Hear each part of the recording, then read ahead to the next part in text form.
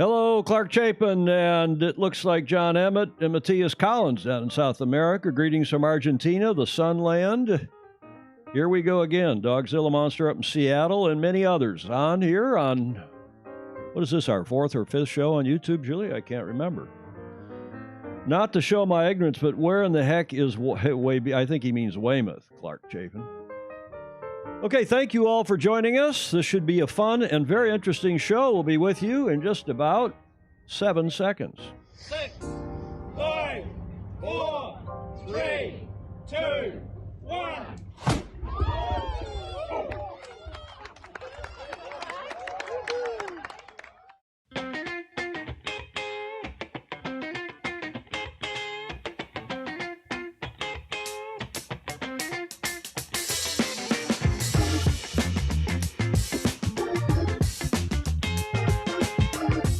Our statistician, Clark Chapin, tells us in the chat that this is our fifth show already on YouTube. It's hard to believe how fast it goes.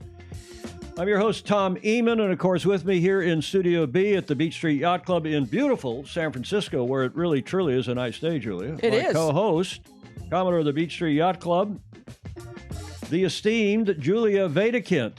Oh, yes. I was asked the other day, why Wedekind? Why not Wedekind? Well, the German pronunciation is properly. It's Wedekind. Wedekind. The D is like a T almost. Right. But it's anglicized to Wedekind. You say Wedekind here I locally. do. Yeah. It's 1,300 here at the Beach Street Yacht Club. It's 2,200 and change in Central Europe. It's, 10 in the morning on Saturday. It's a nice Saturday down there. I'm talking with people in Auckland this morning. Welcome to all of you for our show number 351. And as Dogzilla Monster up in Seattle, Stingray said, boom, it's Friday. It is indeed Friday the 20th of November. We got a lot on this show today because of the America's Cup news, the launch of that boat down there. I think I can take our titles down, Julia. Mm-hmm.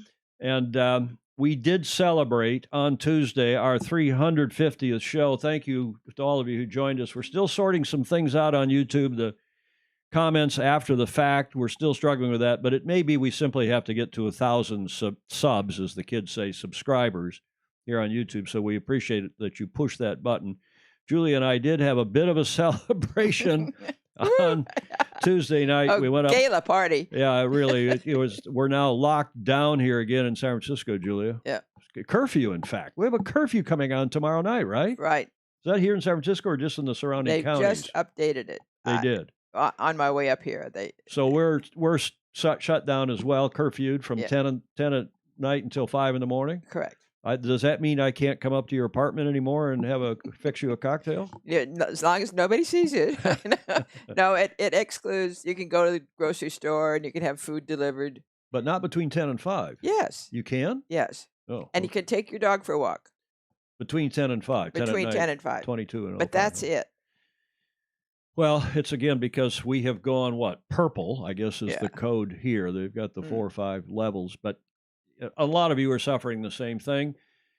I can't wait for that vaccine to come, and if we can get it sometime sooner than later, that would be nice too. Yes. When are we going to have it? Let's have a little pool here. Who will be the first on the show of all of our FOSI? Who will be the first to get a vaccine? Andrew McIrvin. You think Andrew? Well, he's a front liner. He's a front liner. So that's a good call. Good call. Andrew McIrvin is a little pool. Who else? Who among us here in the U.S.? Who else will get it early? Do you think Clark Chapin or Stingray or Bill Wingrove down in Tampa? Who will get it first in the U.S.? You'll probably get it before I, because you're a couple years. I'm so old. Couple of years older than I. Yes. Well, we'll see. Good day, everyone from Brazil. Carlos Avis is saying, welcome to you, Carlos. USA is hugely worrying, not far off 300,000 COVID-19 deaths. Yeah, and again, you just don't know what to believe in terms, Julia, the stats and how bad this is. Is it really, as that professor up in Alberta, Canada said, it's just, it really truly is a bad case of the flu. There's so few people really dying from it relative to everything else. But I don't know. Certainly the mainstream media is not. The numbers are still really big. Stingray says, I'll get one first. Why? Because I will bribe if I have to. But the question then, Stingray, is which one? And I'm very particular about which one I get first. Well, and you're going to get one or the other, presumably, and whether it's the double shot one or the single shot one. There'll be 3 out. Well, there'll be 3. Yeah. Wow, you're authoritative. I read. Well, you do indeed. Getting pretty close to 1 in 1,000 deaths per capita, Emmett is saying, John Emmett. Yeah, it is worrying. And to those of you in Europe who are going through similar, and I don't know how it is down in South America, to Carlos and who else did we say is on from down South America? Matthias is on as well, Matthias Collins. But I know you've come through a tough time. They're starting to come out of it in Australia, although I see that, was it Adelaide or Brisbane? Someplace in Australia now is back in the ketchup, and they're having to go into a lockdown or semi-lockdown. Stay safe. Go sailing, everybody. Thanks to all of you for helping ease this transition. It's not been perfect. We still got some bumps in the road with this YouTube transition, and we'll get back somehow to Facebook too in due course and co-stream it. I am going to start streaming it up to the website as well, but we will continue as always Tuesdays and Fridays at 1300 Pacific, 1 o'clock Pacific. And there's still 2 Sailing Illustrated related YouTube channels. We're on Sailing Illustrated TV. The other one is just kind of a catch-all. It's an old my original YouTube channel from way back when that somehow got renamed when Meg and others were messing around with the channel some time ago. Thanks again for sticking with us and helping move over. And Julia, you can help. They can help us some more. Yes. If you like, share, and subscribe. And subscribe means you get notified when we go on the air, and you don't have to pay for it. Well, and we get credit for having subscribers. And by the way, the more thumbs up we get during a show, the more the YouTube algorithm helps and likes it, and the show will start popping up, even though we're coming off the air with not that many views, not the thousands of views, which are 3-second views over on Facebook that we used to come off Facebook with. Yeah. Over time, because our show is getting pushed out to people's YouTube stream, and because YouTube is so popular, lots and lots of people are seeing it who didn't otherwise see the show. So welcome to all of you. Thanks. Comments are welcome. Sorry about the replay comments going away. We will get that fixed. But again, if we can get people to subscribe, we'll get up over 1,000 subs, and I think some of these things will start to ease and get fixed.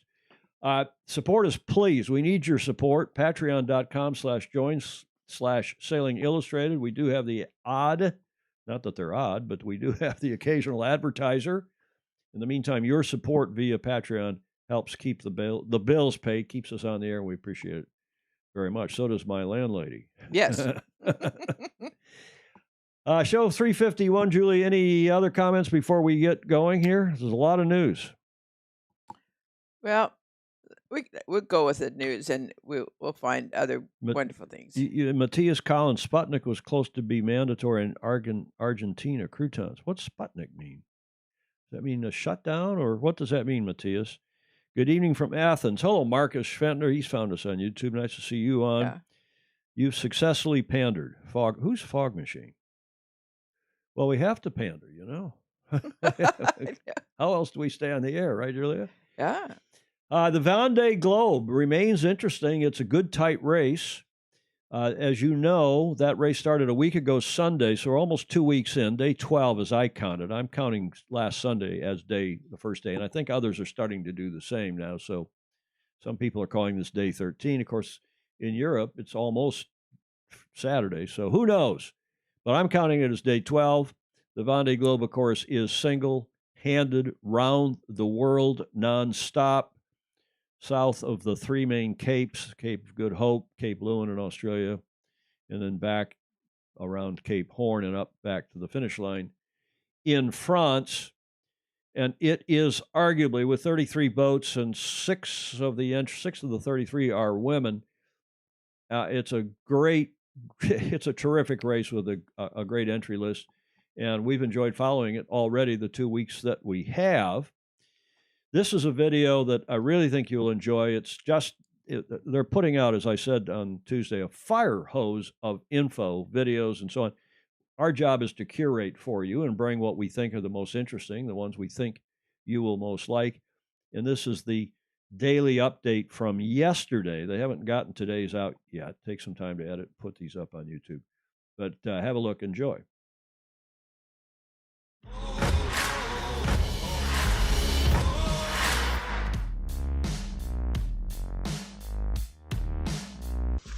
Et la pression monte, nous sommes à 27, 11, 10, 1, sud. Nous sommes passés dans l'hémisphère sud. Clac, clac, clac. Eh ben oui, on est dans l'hémisphère sud, on a la tête à l'envers et c'est parti. Great news, a couple of hours ago I crossed into the southern hemisphere. Missing my family, my wife Kate, my son Oscar, my lovely little daughter Georgia. Salut les amis, je suis en tête de main. Je peux vous dire, j'ai la trouille de ma vie. Avec tout ça quand même. Bon, ça, si c'est pas le poteau noir, je sais pas ce que c'est. Dans la nuit s'annonce chaud patate entre les grains. Paix au grand Neptune, cette offrande est pour toi, pour le passage de l'équateur. C'est Merel en plus, tu fais plaisir hein Neptune. Ouh.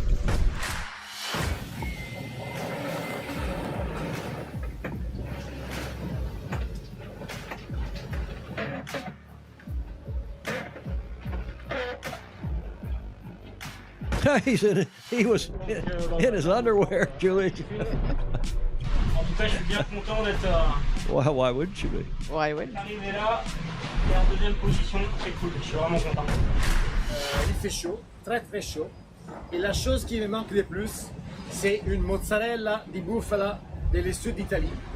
Que je pourrais me la manger tout de suite comme ça avec comme une pomme. I'm thankful for this incredible, beautiful, natural world that we live in. We need to keep it that way. Are the mics off?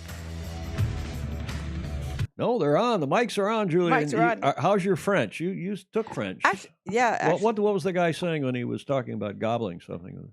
you can hardly wait to have something real to eat with mozzarella cheese on it. Oh yeah. Okay, good. Well, Julie, thank goodness your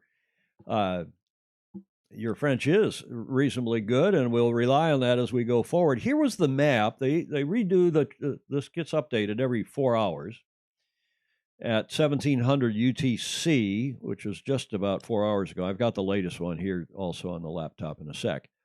That was the tracking map, as they call it, approximately 4 hours, 15 minutes ago. Hugo Boss, Alex Thompson leading by 19.8.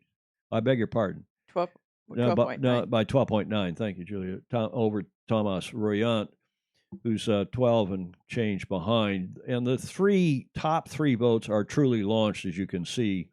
Third place, Charlie. Is that Darlene? Darlene, I think. And he's in that lead pack as well, 50 miles back from the leader, from Alex Thompson, Hugo Boss. And Jean Lacombe, who's everybody's favorite because he's got an old boat and he's 61 himself. He's now 240 miles back. So the bulk of the fleet is trailing behind these three lead boats as the three lead boats get into some seriously new, fresher breeze, having traversed the equator and the doldrums. Let's go look at the latest map. I've just pulled up on the laptop here, laptop number 2, and you can see the lead is shrunk to only 6 point. If you look over here where the cursor is 6.9 nautical miles, Hugo Boss. And again, the algorithm for how they figure out whether it's straight line or whether they've got a weather component in here, I'm not quite sure. Some of you will know better than I, but it's apparently shrunk. Thomas Royant is only 7 miles approximately behind. Charlie Darlene has slipped back a bit. Yes, we can. Jean Lacombe back still at 240 miles. But it's an interesting and tight race, at least among the top three. Hugo Boss, Alex Thompson, there he is in the red and black boat on the left, closer to Brazil. That is Brazil, by the way. And you wonder why. I'll show you a slide in a minute, why they don't go down the shore of kind of on the the more direct route from the Horn of Africa down to Cape Town and beyond Cape Town. I'll show you in a sec with the weather, the wind, the prevailing winds. But you can see the top three have launched, and they are starting to gain a little bit on the rest of the pack. Not all of whom by any means. There's the 3, 4, 5, 6, 7, 8, 9, 10, 11, 12, 13, 14, 15, 16 of, so half the fleet is now south of the equator and progressing. Now, why, you ask, do they go over to Brazil? Well, here's the wind, and that was taken. I did that when I did the screen grab about 4 hours ago, and you can see that the breeze, if you were to go down the coast, so to speak, of Africa, the west coast of Africa, or at least traverse from the Horn down to the Cape, you'd have the breeze over here on the nose. Let me come up to this. See this wind coming like this? So this is Africa, and the Cape's down here, and you'd have the breeze on the nose. Whereas by going over, and this is the traditional way you sail these races, by going, and they were only 100 and something, 30, 40 miles, nautical miles off of Brazil. By going over to Brazil, you can see the breeze they're reaching, and soon they'll be broad reaching, and at least if they're in this breeze. So the breeze on their side or behind them rather than on the nose. So that's why they do hug the coast of Brazil, even though it's a little bit longer track, so to speak.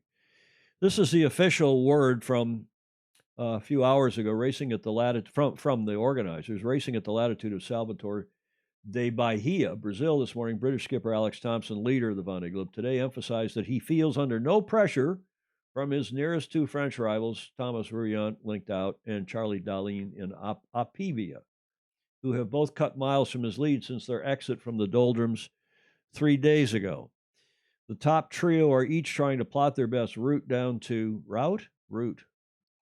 We say route, but I think most of the rest of the world says route. Yes. Their best way down to the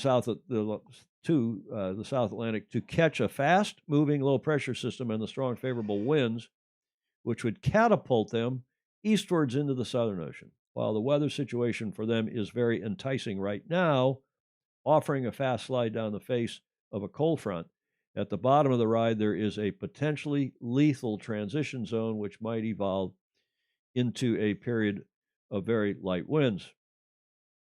So I'm not going to read the rest of this, but the last paragraph, I think maybe we should take just the last paragraph, because it's the leader, Alex Thompson, saying, I'm trying to find my way to the Southern Ocean. I'm not really being affected by what they, meaning the other two, are doing. I am clear what we have to do over the next couple of days. I'm positioned well, so I don't feel too much pressure.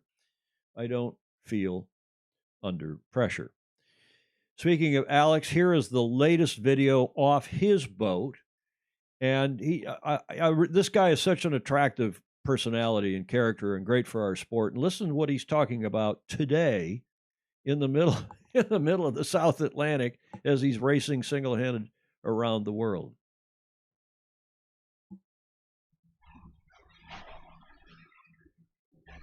Hi, everybody. Well, still leading, still going strong. But I just want to take a moment and talk to my young followers. And I understand from my team that we have a lot of young followers. And I don't know if you know, but this week is anti-bullying week. And you know, when I was a kid, my father was a helicopter pilot. And I actually went to 11 different schools in 5 different countries. I've got a twin sister and a younger brother. And I can tell you, I know what it feels like to be the odd one out, to be the person that doesn't speak the same way as somebody else does, or look in a different way, or doesn't have the cool bikes or the cool trainers. You know, I definitely know what that feels like. And I was lucky. I had my brother and my sister where they were always there for me. And likewise, I was there for them. And I think my biggest piece of advice I can give you, you know, if you are being bullied, or you think you're being bullied, then talk to somebody. You know, don't suffer alone. Talk to your parents. If you can't do that, your brother or your sister, or some friends. You know, please talk to somebody.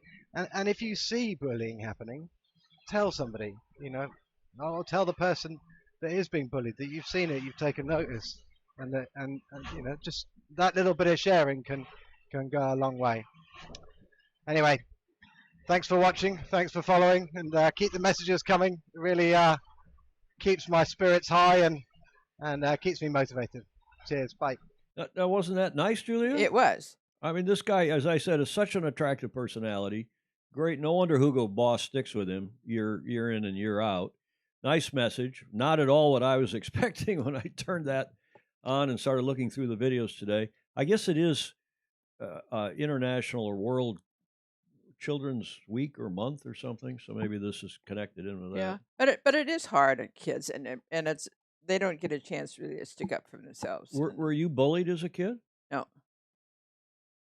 I was bullied in 7th or 8th grade by some great big guy who I was a 7th grader. He was an 8th grader, and I was a bit of a nerd and a bit of a academic. Somebody tried to bully me. They did? Yeah. Well, and this guy, I'd walk down the hall and he'd just smack me on the arm.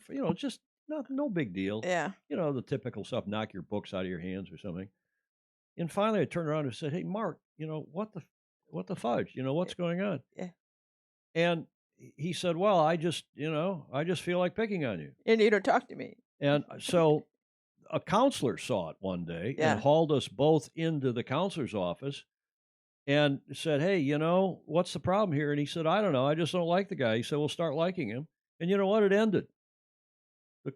Whoever the counselor was, Jim Hollister was his name. I still remember the guy's name. Oh, what a nice thing to remember. So a nice gesture from Alex, and full marks to him. And by the way, not only this video, but now he's doing an Ask Alex. What do you really want to know about life on board Hugo Boss? Tweet us your questions using the Ale. How do you say it in French, Julia? Ale Alex. Yeah, Ale Alex. Yeah. Ale Alex. Hashtag Ale Alex. Hashtag, and Alex will answer as many as he can in a video later this week. Oh, nice. And I just think that's really cool. It is. Tell me if I'm wrong. No, it is. Another cool story, and this is what I love about this race, is the human interest stuff. Okay, they're going fast, and they've got cool boats, and they're racing, yacht racing at its best. Atanasio, Pure Best Western, is his sponsor. And this guy is not doing particularly well, but it's a human interest story because he's married to Sam Davies, one of the 6 ladies, women in the race, in the British/French. And for this Vendée Globe, Romain Atanasio won't truly be alone at sea, since his partner in life, British Sam Davies, will also compete in it. Up to now, during the last editions, one of them stayed ashore while the other sailed the seas. In 2008-09, as in 2012-2013, it was Sam who set off to conquer the round-the-world race. In 2016, it's Romain who took the start. For 2020, they consider that their son has grown up enough to try the adventure co-jointly. Is that a word? I guess it is if you translate from French to. Yeah. But is that nice or what? Yeah. So they're both in the race, and some of you have been talking about the husband-wife effort. Well, he had the lead story today. The organizers used his quote, used this experience from him aboard Romain Atanasio. "I just crossed the equator. It was a bit full on going into the doldrums because just before I arrived, I had broken my masthead carriage, and so I had to go up to fix it, which was quite frankly a horrible job." Now, for those of you that are maybe not familiar with masthead carriages, there's a big heavy-duty slider that the main halyard attaches to. The halyard is the wire that pulls the sail, or the rope, but the wire that pulls the sail up to the top of the mast, and it does it by having this carriage which is slotted into the back of the mast on some kind of a track or something. And the mainsail, the big sail, the head of it, the top of it, goes into this carriage. And if the carriage, which has a lot of load on it, it's turning as the boat tacks, there's a lot of load. If the carriage gets stuffed up and you can't lower the main to reef or otherwise, it's a problem. Yeah. So that's what he's talking about here. Which, quite frankly, was a horrible job of the second line. Doing it in the port or on flat seas maybe. But even climbing up a mountain is hard. I can tell you climbing 30 meters in a sea with 2-meter waves is just awful. Mm. It took me 6 hours, and then I had to sort out the mainsail. I was shattered. And then when all that happened and I had sorted it out, I go and get a massive lull and stuck in an area with no wind for hours and lost a lot of ground. The good thing is that it was the only moment with no wind. It is the first time that I go through the doldrums like that so easily. The good weather is now with me, and time seems to have flown by between having to deal with the climb and now crossing the equator. I know Sam Davies, his wife, has been up, meaning up the mast, and I had my shore crew, Seb Marset, letting her know I was okay after I had been up. She motivated me, knowing she had been up, and so if she can do it, I must also be able to do it. I really had no choice but to go up before hitting the doldrums, because you can get caught here's the good punchline. You can get caught in a squall in the doldrums and lose your mast if you can't reduce sail. So there was just no two ways about it. I just do not really like heights, and it really was an exhausting. I took my foul weather gear off, which I had worn thinking it would help protect me. The second I got down and just lay down for 10 minutes, I was drenched. So these are the things that are going on, and then some that we probably don't hear about. Julie, you like that guy running across in front of the TV camera in his underwear. Oh, and I missed it. I'm going to leave our mics up during these videos. It's interesting to hear your commentary on some of these things. Oh, you missed it. I missed it. Oh, dear. So the YouTube, as I said, there's a fire hose of videos coming off. And you see right here, this was, again, 3 hours ago. So on board, and they're all coming, all day and all night. And then you get to these red ones. You see this? Yeah. That is a news flash. And they're doing these 30-minute news flashes, both in French and in English, different commentators. They're a little too long for my taste. I'm talking with them about maybe doing a couple-minute news flash to really, and then do the longer ones too, because I'm sure for the real aficionados, the longer ones are good as well. But that is on YouTube's, that's Vendée Globe TV, their YouTube channel. Again, just simple Google, works well, easy to find. And I commend it to you. It's interesting stuff. Okay, Julia, comments? I don't have any right now. Russian vaccine, Sputnik, Chapin and others, Clark say, is the name of the Russian vaccine. I thought it was a satellite but most of these people weren't born when Sputnik. Do you remember? You must remember. Of course, I was a sophomore in college. Everybody got scared because the Russians were ahead of us. Yes. The Soviets, the communists. My journalist professor said, "You will remember this day because the world will never be the same." Well, and in some ways it wasn't until Kennedy came along in 60, whatever it was, I guess after he was 61, after he was elected, JFK, and said, we'll put a man on the moon by the end of the decade. Beat the Soviets, beat the Russians. Yep. The Ruskies. Exley's up, as usual, up north of Boston on the North Shore of Massachusetts. And Matthias also telling us Sputnik 5 is the Russian vaccine against COVID. The one was already purchased by the Argentinian government. No third phase testing conclusion so far, but 10 million doses were sold to ARG, to Argentina, where Matthias is, of course. Remember that meme I put on about the Russian vaccine when Putin first announced it? I had it in our end of our show. I won't say anything about it. I'll put it on, not today, but I'll put it on next Tuesday's show. There was a picture of Mr. Putin riding bare-chested on his horse. You remember that? Yes. I'm not going to tell you. I'll put it on Tuesday because it was about the Russian vaccine. Matthias, going on to say, Argentinian president said, quote, for solidarity, he won't have his shot until all the population is vaccinated. Who? The president of Argentina. Oh, yeah. Clark Chapin back on the Vendée is saying, interesting why Cape Lewin is a, quote, mark of the course. What possible advantage could there be going north of Australia given wind conditions and the Great Circle route to Cape Horn? I'm not sure it's a mark of the course, Clark. It's there on the map, and I pointed out because I've been there when we were doing the Cup in Perth and Fremantle, 1985, 6, and 7, taking a trip down to Cape Lewin, as I've said a couple times on the show. It's a must-see. It's a must-do if you ever get there, because you look to your right and it's the Indian Ocean. You look to your left and it's the Southern Ocean. It's a neat geographical feature of the world. Vendée Globe without experimentation is like bungee jumping without testing the cord, Carlos Avi says. Blake Middleton checking in from the land of 10,000 soon-to-be frozen lakes up in Minnesota. Blake, he might be dressed in nothing more than his baseball cap. You can't tell. Wet Hog's doing the virtual race. My VR boat is up there with the leaders. I like my chances for the podium. Okay, well, Wet Hog, keep us posted, and we'll follow you and see how you're doing. You can, back here on the website, I don't know how to do it, but there is, you see down here in the corner, virtual regatta play. I guess if you click on that, it'll probably take me to some porn. I hope not. I'll be embarrassed if I am, but I've clicked on the virtual regatta. And you can play along, and you navigate and you carry on. I don't know how to make it work. Maybe it's loading on. I don't know. It is loading up. There it goes.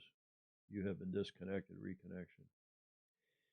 Well, maybe it's very popular because we've got a gigabit internet connection here. Okay, we'll play along with that. Have a look at it. Maybe give us a little instruction, Wet Hog, and tell us how to follow you in particular, or any of our other FOSI who are doing the race. Dogzilla, Stingray, who's Dogzilla Monster on here. Nice, Wet Hog. How many hours per day do you put into the racing? I mean, it's an obsession, like a lot of these online games for people. It's a lot of fun if you know how to do it and get serious about it. Fog Machine, further down the South Atlantic Convergence Zone in St. Helena High, present interesting challenges. Thank you. Fog Machine, can you tell us what your real name is? Chris X, go ahead, Julia. No, he and Kilo 5 said, you're talking about them having too long a program, and look at yours. Well, our programs, you all can turn it off, watch it in replay. So I got a complaint after Tuesday's show that we had no this day in history. So I got a good one today. I got more than a complaint, and I had a complaint the show was too short on Tuesday. Look, when there's news, we put it on. We try not to gas bag too much, but welcome to all of you. And again, you can always watch it in replay and then fast forward through it. You don't have to watch the things we cover that maybe you're not so interested in. Chris Exley, wow, the doldrums really opened up after the leaders shot right through. Those still approaching it will have a very painful crossing indeed. Hugo Boss is now 435 nautical miles from Brazil, but his closest approach, Clark Chapin was saying, was 130 nautical miles. The French helms are well rooted. I wonder how that happened, that rooted in most other languages is a word meaning, having sex. And we use route, R-O-U-T-E, to mean the route, the pathway. I don't know how that happened. I embarrass myself every time I step into Australia because You say route. By accident the first time, I go, Well, you said, "What can you give me the route?" Yeah. How can I get to the route to the Royal Sydney Yacht Squadron? No. Is that what you say? Alex is a fantastic ambassador for the sport and a really genuine person. This is actually saying the sailing benefits, from his participation. I got bullied on the rugby field. Yacht Club of Evil says, on this day in history in 1982, Cal football beat Stanford with play. To this day, John Elway can't talk about it without getting agitated. Sorry, Julia. Well, that was a classic. Wow. Everybody knows you went to Stanford. Atanasio is on an old boat and is doing well versus expectations. Yeah, it's amazing how well the old boats. Jean Lacombe is on an old boat too, and he's right up there in fourth place. Show too long, pot calling the kettle black. Who's Kilo 5? I wonder who that is. I don't know. Come on, tell us who you guys are. Good evening. Sorry, I'm late. Gordon Smith. Test Yar Vahe. And again, you should be able to put the @ sign, the email @ sign, and then somebody's screen name, and you should be able to have a private conversation with them. A DM, as the kids call it, direct message. Getting a person on the moon is one thing. Getting them back alive is the hard part. Indeed. Somebody said Göteborg. Mark Husted, here from Göteborg, forced to watch via my mobile. Okay. Will Putin have a U.S. or Euro vaccine? Well, it'll be interesting. VR is super popular at the moment. Much of the world back lockdown. Training to win. That's Emmett. Did Ted Ryman find? Yes, Ryman. Ted, I just got a note from him. He did find us. He was, you got to have the YouTube app on your phone. Don't just try to do it with a browser. Get the YouTube app, and if you hit the subscription button, you'll get a notification immediately. Yacht Club of Evil on this. Okay, you talked about that, Julia. If it can be tedious, I check him on my routing every couple hours. This is Wet Hog. When I am awake, I'll get tired of it by the time I get to Australia. I want to see New Zealand B2 and hear some opinions. Going to that in a moment. I was too early, Ted Ryman said. Ted Ryman, a problem. Okay, we're going to get also the notifications working so that when we go live, you will get a notification and you can set a reminder and yada, yada. Okay, Ted Ryman's on a big computer now. Cup, let's go to the America's Cup. Speaking of our Cup date, our AC36 Cup date, as you all know, as we've been telling you for weeks, we'd heard, in fact, it turned out to be right to the day that ETNZ launched their boat on Thursday, which was Wednesday here in the U.S., and this is the first of several videos we have for you today. Welcome to Forever, man. Let's go. Come on. And there will be no surrender. Now allow me to reintroduce myself.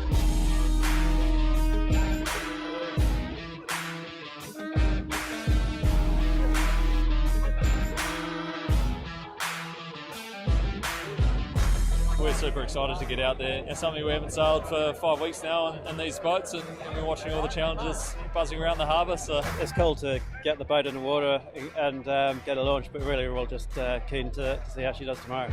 I named this boat Te Regatta. May God bless her and all who sail on her.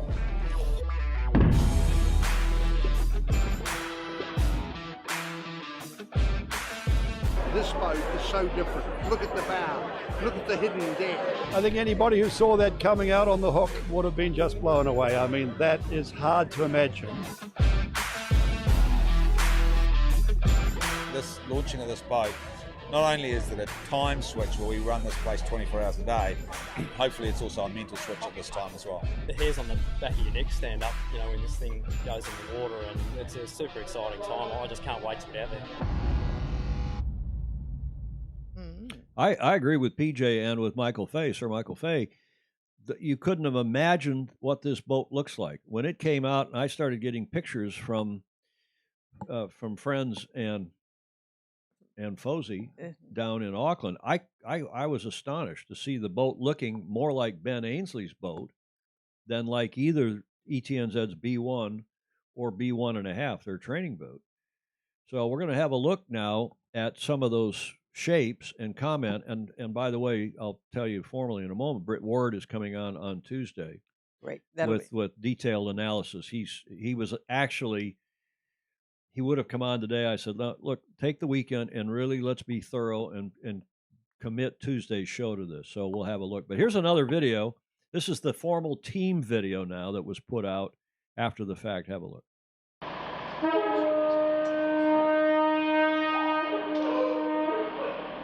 An absolutely monumentous occasion for the team. It's 75,000 man hours have gone into the build and design of this boat. So to get out there and get on the water tomorrow with this is going to be absolutely sensational. I think absolute massive credit to the team. The whole marine industry in New Zealand has actually got behind us here, and it's a wonderful achievement. So I think New Zealand should be very proud.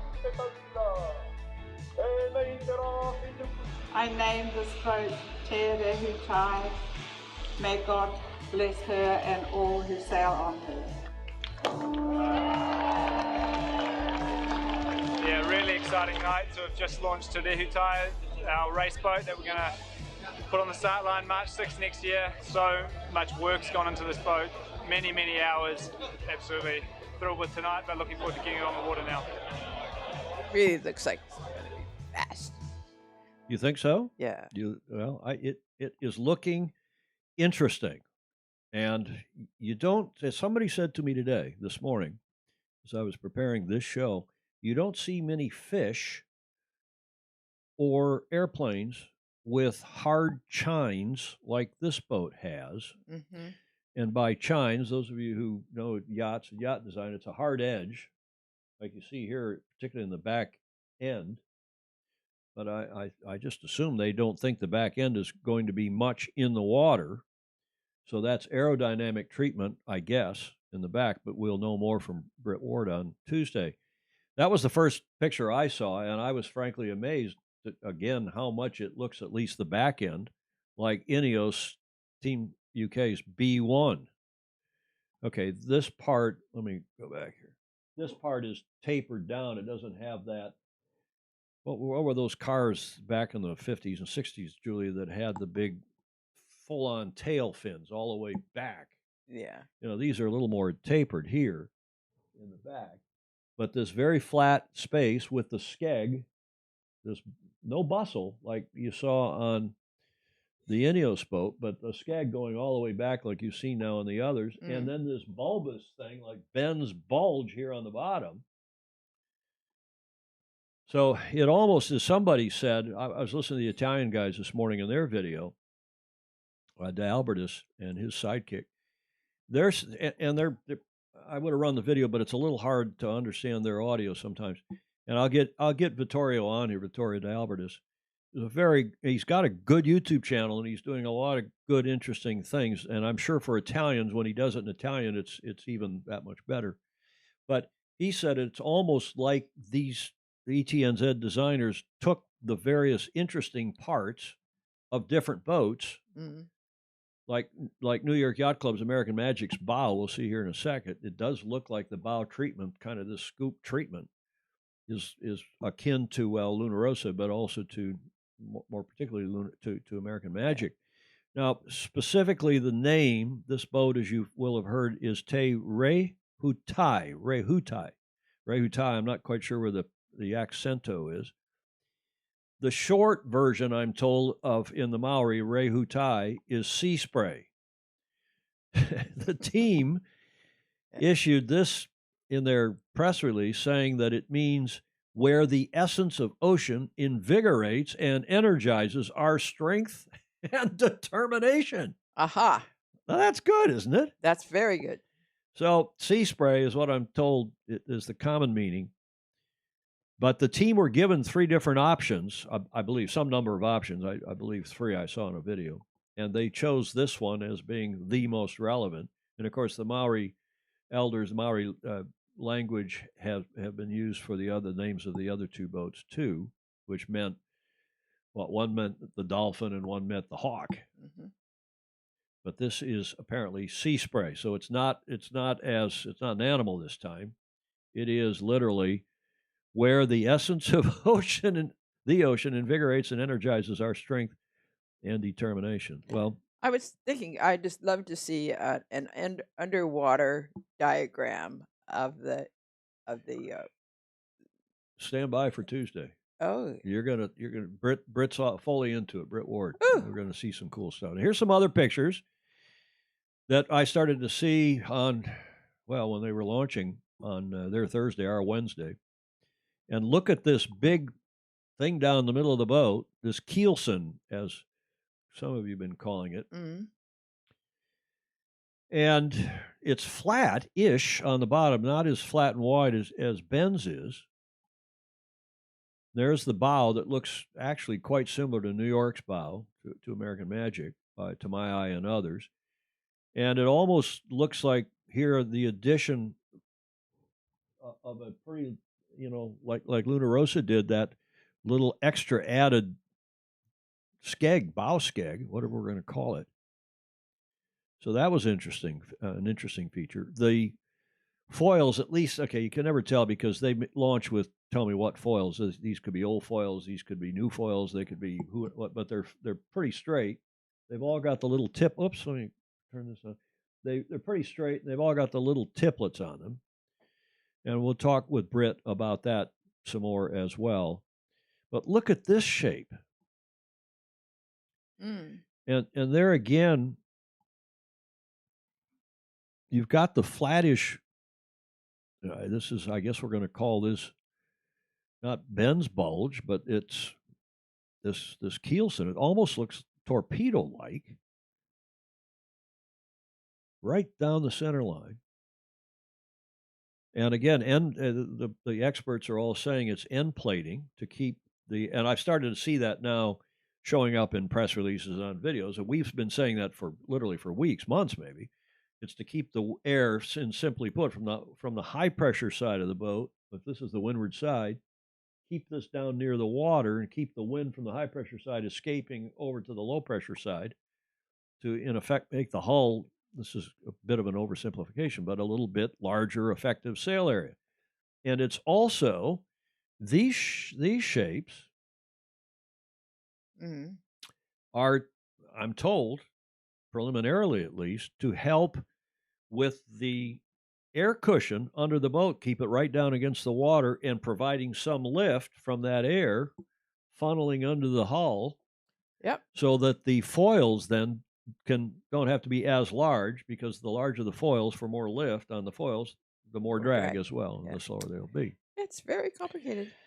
So it's whether any of this is going to trickle down to our sport.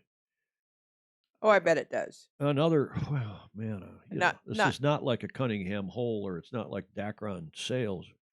But let's stop there. I got one comment from you and Ross. These pictures from the team and from Richard Gladwell and a few FOSI. Thank you to all of you who sent these. His reaction was very similar to mine and others. You and Ross saying, well, it's hard to believe, but she makes the Ineos boat look pretty. There was a round-the-world powerboat that looked a bit like this with the scoop entry, the scoop bow. We assumed TNZ were nearer the mark first time out than anyone else, having written the rule. And then he goes on to say, now it seems that the first boat was completely wrong, ?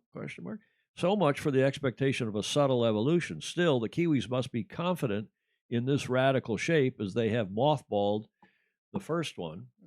Bring it on, he says.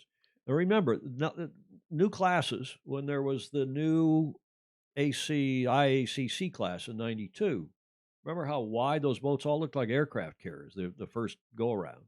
And then they were steadily narrower and narrower, slab-sided. And by the time the last IACC Cup, which was 2007 Valencia, the boats all looked about the same. They were in the same corner of the rule, very similar hull shapes, very similar keel and everything else. And I suspect we'll see the same here eventually. Yeah. Chris actually says, I read where Dan Bernasconi said they signed off on the hull design in October 2019. That means they had no influence from the other teams' B2 hulls. They came up with it all by themselves. Yeah, I believe that, because you don't just cook these things up in a couple months.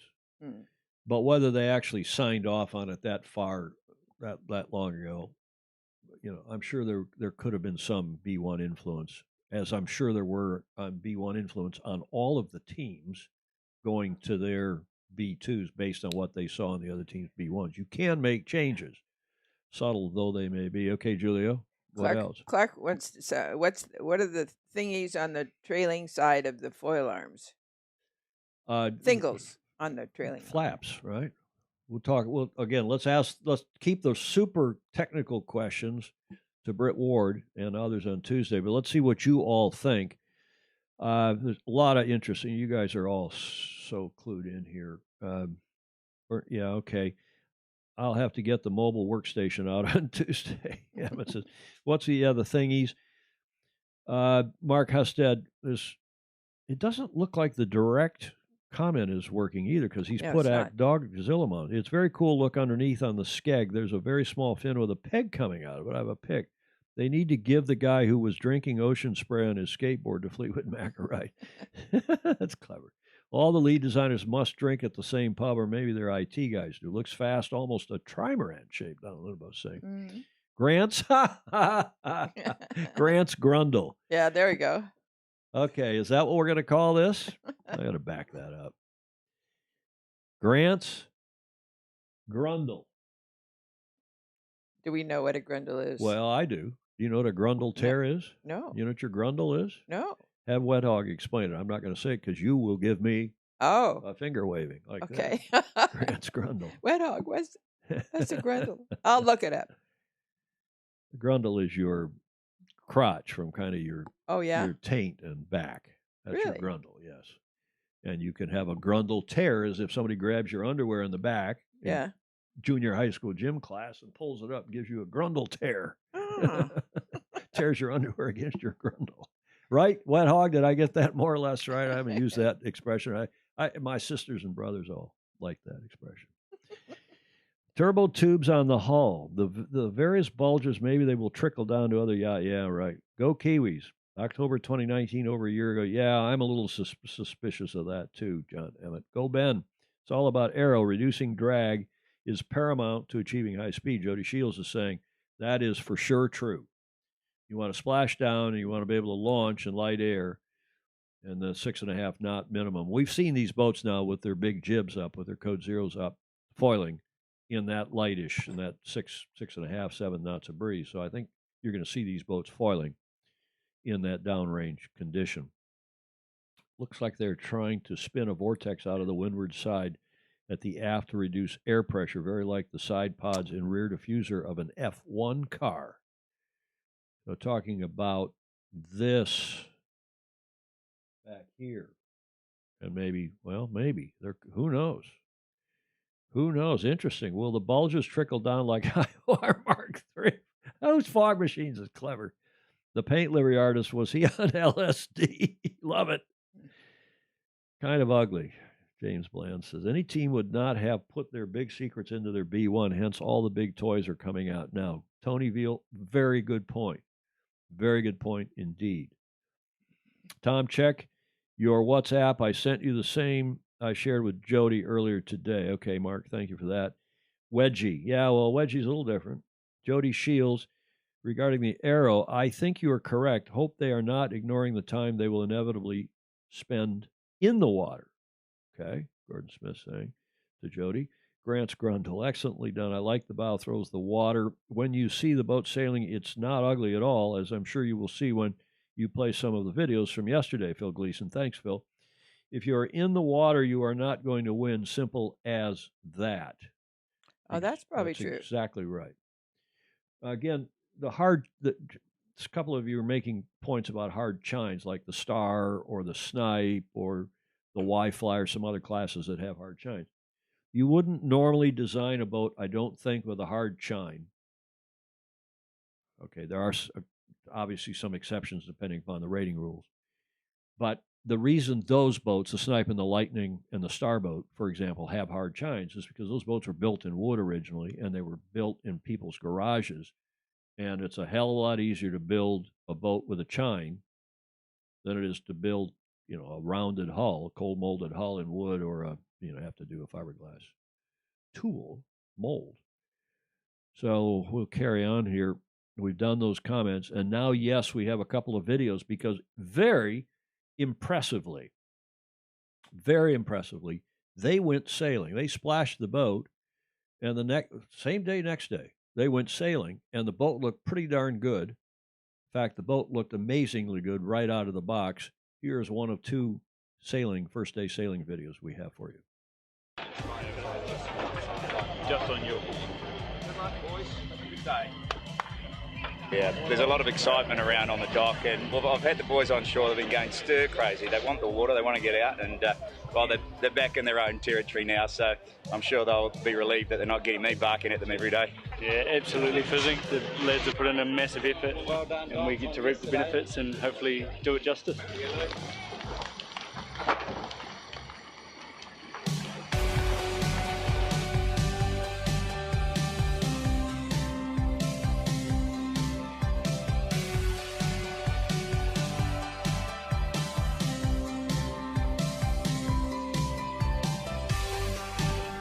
Today's great for the sailing team, obviously great for the whole team to see the boat out there flying, doing its thing after a heck of a lot of work from so many people to get to this point. So for us as sailors, obviously love getting back out there and putting it through its paces, but really today's about the whole team and getting getting to this point, and now it's just about refining and pushing the boat hard to keep eking speed out of it.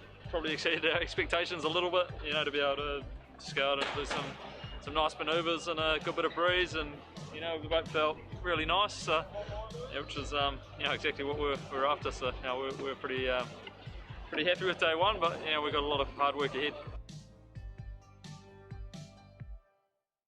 Yeah, chine is easier to build. Don Lunabos saying apropos the lightning and the snipe. I hope he's feeling better, by the way. Don Lunabos? Yeah. Was he not well? Yep. Okay. Don, we're hoping you're feeling better. Thanks, Julia. Mark Husted, ETNZ looks slow and heavy like Ineos, but maybe it's about maneuverability in the box. I don't think so. I don't think there's going to be a lot of pre-start maneuvering, guys. Just like we saw here in San Francisco and Bermuda, I think you're going to see a little bit of a Amy Vanderbilt, and then, okay, we saw a little bit of luffing as they did an approach to the line, but not a lot, because they got to pull the trigger. They got to hit the starting line. Now, they're starting upwind, so it could be different. The next races are starting upwind. That is AC 36, not on a reach or a broad reach like we've seen the last two Cups. Is there a reason? Well, yeah, it's more tactical. And, you know, that was Russell's idea to start under and Ian Murray and start on the fastest point of sail, because it would be more exciting to see the boats come into that first mark right in front of St. Francis Yacht Club and jibe. And right. In front of not the St. Francis Yacht Club. Russell wasn't trying to do that for the club. He was trying to do it for his VIP facility, for the whatever that was called. Right. Who else here, Julia? ETNZ and Ineos have put more into hydro than LR, and especially American Magic. You think? Maybe. Because I really think Chris Axley's right. It's all about the foils, and I think the masts and sails, too. I think the foils and the control of the foils and the masts and sails is going to be the key to this one. We'll see. Thanks, Chris. Actually, look at how fast the ribs are going. Yeah, AM has speed over course, but I think the box is the player. It's fouling. Yeah, okay. What's that mean? Meaning you could try to get a penalty. Mark is saying, you know, if you're in the box, you can get a penalty on the other team. But remember, the penalty is not going to be 2 loops. The penalty is going to be a stop and go penalty, like you've seen in the last 2 Cups.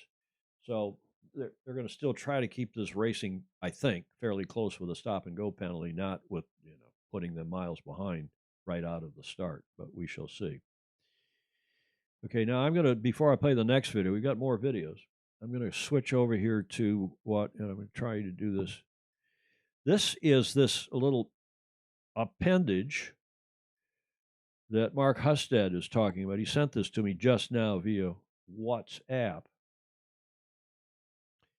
And I'm going to click over on it. He's got a closer up view of it, I think. I don't know how to get to that. Right off. There we go. Closer up view. So thanks for that. I don't know what that is, Mark, and we'll ask if Britt Ward knows. I think Britt's watching the show today, or he'll watch it in replay. And Julia, do you want to shake your finger at me again if I do this? Speaking of COVID testing, Husted sent me this too, and I didn't use it, but I think I might. He said, they're saying that tests aren't accurate. This could be a blessing.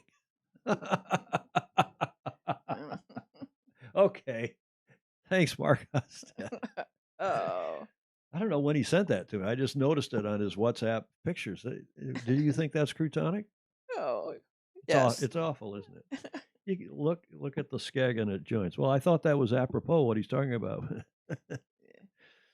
American Magic is way ahead so far sailing-wise. They're looking, you know, that's the interesting thing. The team that has the most time on the water maybe has a huge advantage this time around too, because usually does. Well, usually, not always. Usually, though, we'll see. Okay, here's another, just a great photo, and then a video. This is a Justin Mitchell video. Have a look.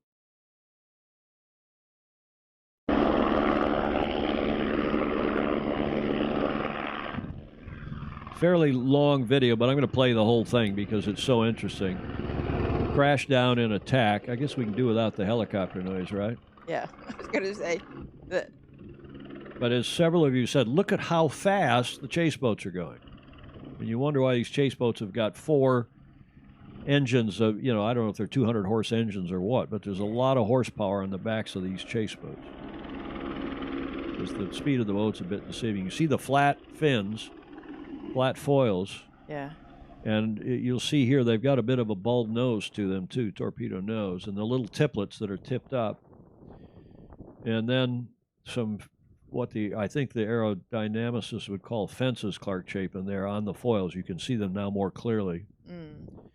I think stop this video here, and I always run the risk of screwing this thing up, but that's the problem when you're being the producer, director, videographer. But you can see quite clearly here. Yeah. Those little thingies, which are something I suspect, I don't know for sure, to regularize the flow. Airflow. Well, probably not the airflow, probably the water flow over the foils. Let's keep going here.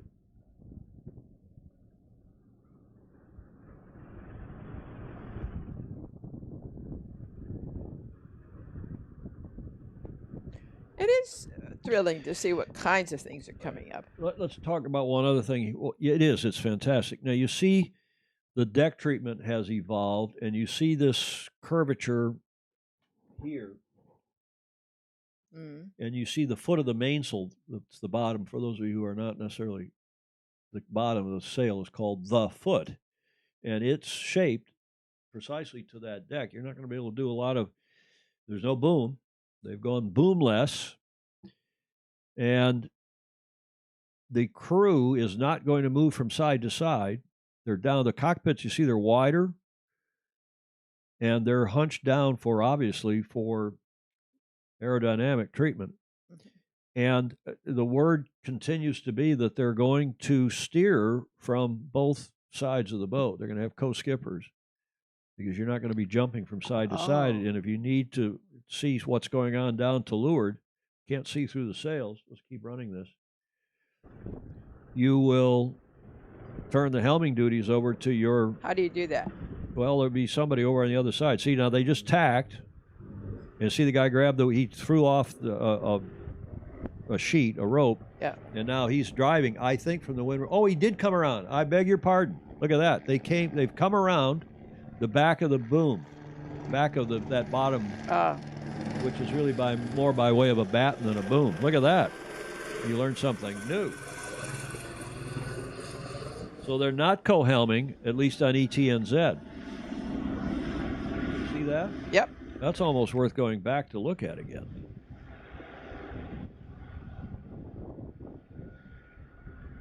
You've got to be brave to do that. It's no lifelines. For sure not. That'd be terrible windage. There haven't been lifelines on America's Cup boats since forever. Since I know. Never. J-boats, 12s, IACC boats. There are lifelines on the aftermarket boats, the boats that have been converted for cruising, like the USA 76, the IACC boat that's out here that sails around San Francisco Bay. That has, by Coast Guard regulation, so they can take people out. They have to have lifelines. Okay, here comes a tack. No, I mean, Commodores, ladies and gentlemen, that is okay. It's still amazing. They're just out of the box. They're out on there's the guys running around the back end of the main again. Yeah. Okay, so they are switching sides. Now, maybe that's just switching sides for now. Maybe they're not going to do it during the racing. But it's just the helmsman? Well, there's 2 people went, so it's probably the wing trimmer and, or it could be, the flight control, it could be the flight control and the helm. I don't know. It's a good question. I see the sails, they turn and go downwind. Did you see the sails get let out at all? Hardly at all. This is, if there ever was apparent wind sailing, the wind is on your nose just about all the time, the apparent wind. Because you're going so fast downwind. The wind is behind them now. Yeah. So it's off their starboard quarter, quarter being the corner of the boat. And the wind right now is blowing from here. Push the TV monitor right off its stand. That would be a good look. That's a good shot. And you see how the other thing is to look at the water coming off the foil arm. Some theory that the teams are trying to direct that water coming off the foil arm to help lift and keep spray. I don't believe that myself. I think they're just trying to minimize the drag of the foil arm.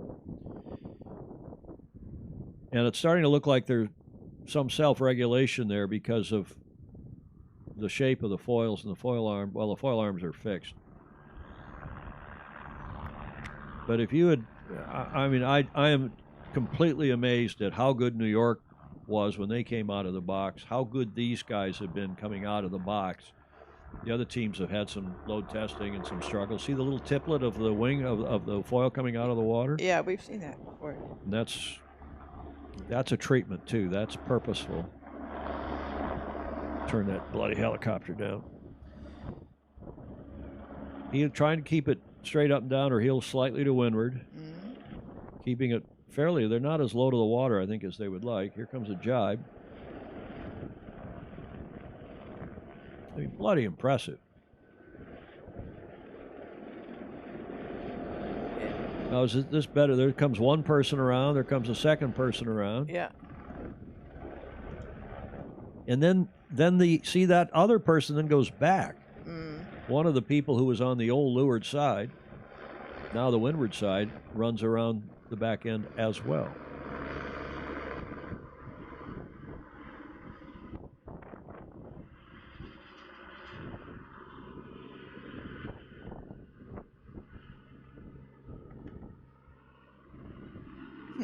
Just saw the McDonald's sign. What a good idea. This is boat one? Somebody's saying this is boat one. It is?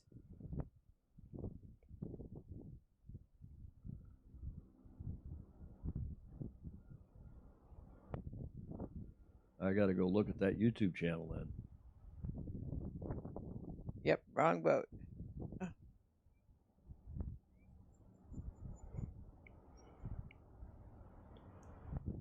Well, that's not good. I got to go back to that his YouTube channel. Justin Mitchell's YouTube channel. Well, while we've got this on there, let's just leave that on for a second. This great team picture. I mean, it is really impressive. Let's go look. Are you sure that's boat one? I'm going to go. Paint job's different. I'm going to go look at Justin Mitchell's channel.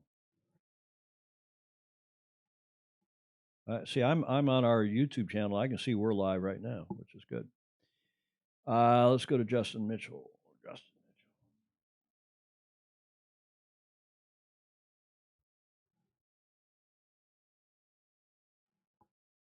He's posted another video, getting towed. I don't care about them getting towed. De-rigging. This is day one. I'm going to play this video now.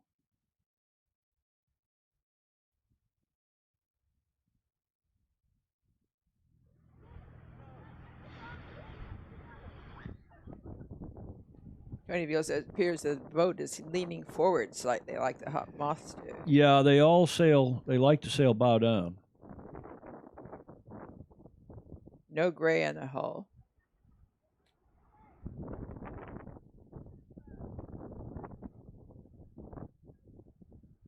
Clark Chapin says, sure is B1. Look at the bow shape. Yeah, I think that's right. I don't know if he misnumbered. I don't think I grabbed the wrong video. Maybe I did. We'll take a look at a couple more of these.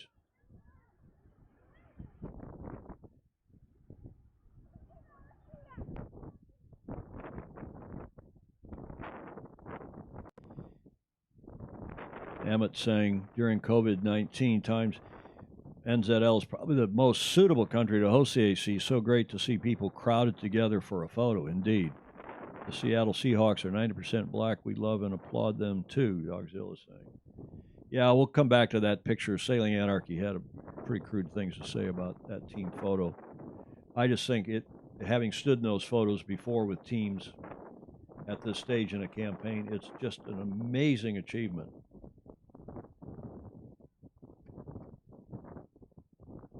Well, a lot of Sailing Anarchy's posts, Mark, are about, and Gordon, are about grabbing attention, but he does have a point to it to a limited extent. There's a tack.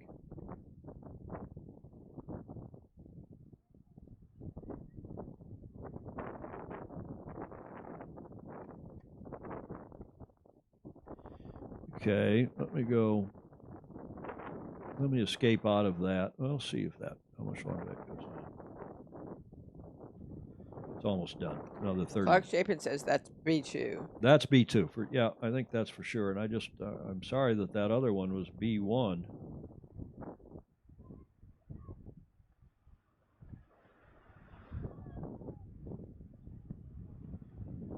Yeah, I put the Sailing Anarchy comment in here in a moment, guys and gals, because it is relevant to today's world and to the sport, and I want to discuss it. Let's go have another look at Justin Mitchell's Facebook page. Okay, so there's 101, 100, 09, Team New Zealand 2 on the horizon. Day 1 continued. Emirates Team New Zealand, day 1, 4 hours ago, 9 minutes long.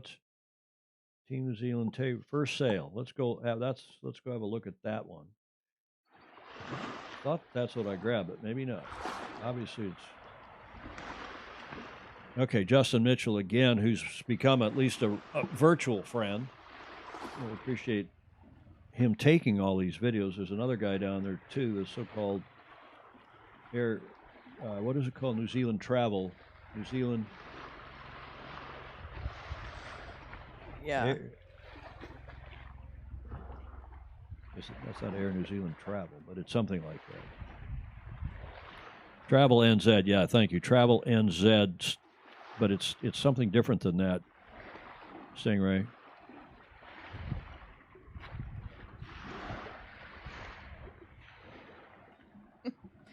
Team Kiwi is diverse. It has members from the South Island. Who said that? Fog Machine. Clever people. Jody Shields saying Sailing Anarchy have lost the plot. Typical rubbish from a website that doesn't promote anything but themselves. Absolutely disgraceful. I wouldn't give them the time of day. Okay, so here's some light going. I'm going to speed this ahead. It's not a code 0.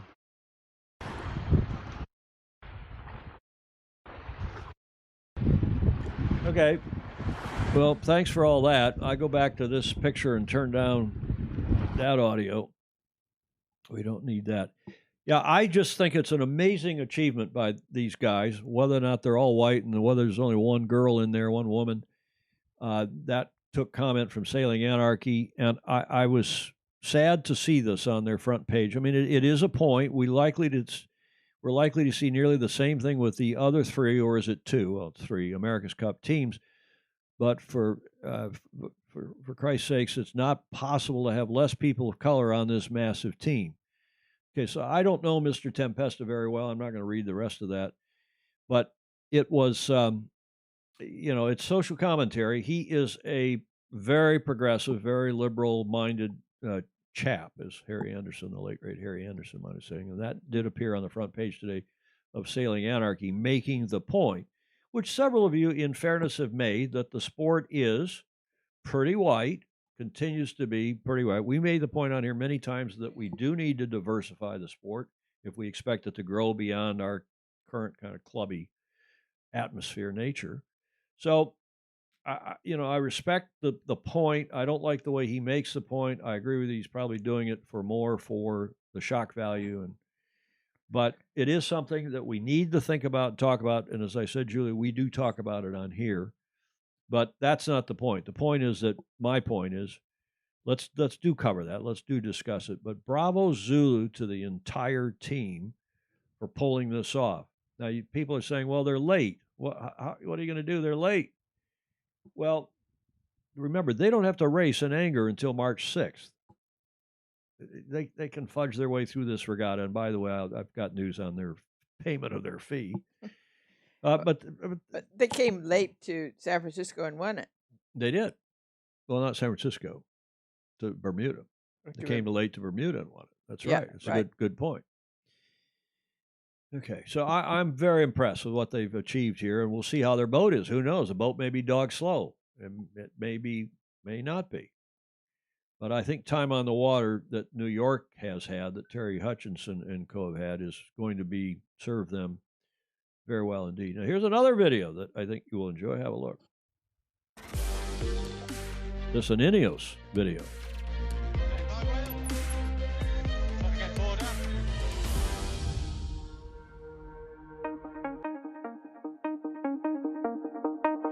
On these boats now we have a lot of software running on the race boat, both kind of systems that are running live and stuff for doing analysis and trying to understand how we sail the boat and look retrospectively at how we're sailing the boat. So we have these performance-based tools for analysing our sailing, using that to validate our simulator. But then there's also more and more software running on the boat that is sort of mission critical in flying the boat.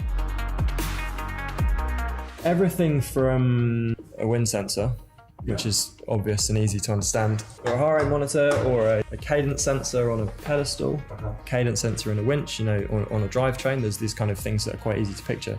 But then there's also optical systems to capture sail shapes, ultrasonic ride height sensors to measure how high we are above the water.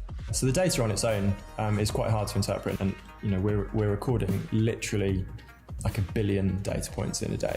So you're kind of drowning in that data unless you've got a way of drilling down into the thing you're interested in. And one of the ways that we do that is this session-based replay where we can go and look at a maneuver or rank a load of maneuvers by some metric to decide which ones are the best, and you go and look at them and then you can compare.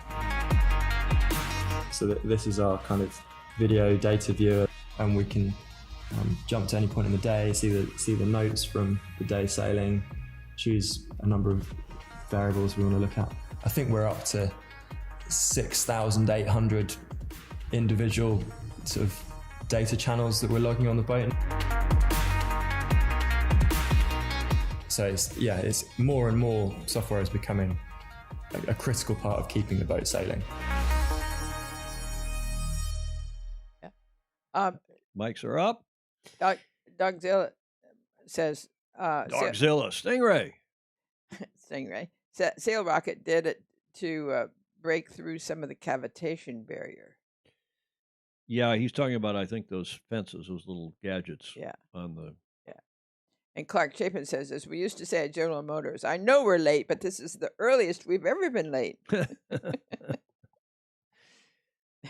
What else? Wet Hogs off to copyright. Grant Scrundle. Oh, we need T-shirts. Okay, what are all these other? There's a bunch of comments. They're still commenting on that picture and the white male-oriented.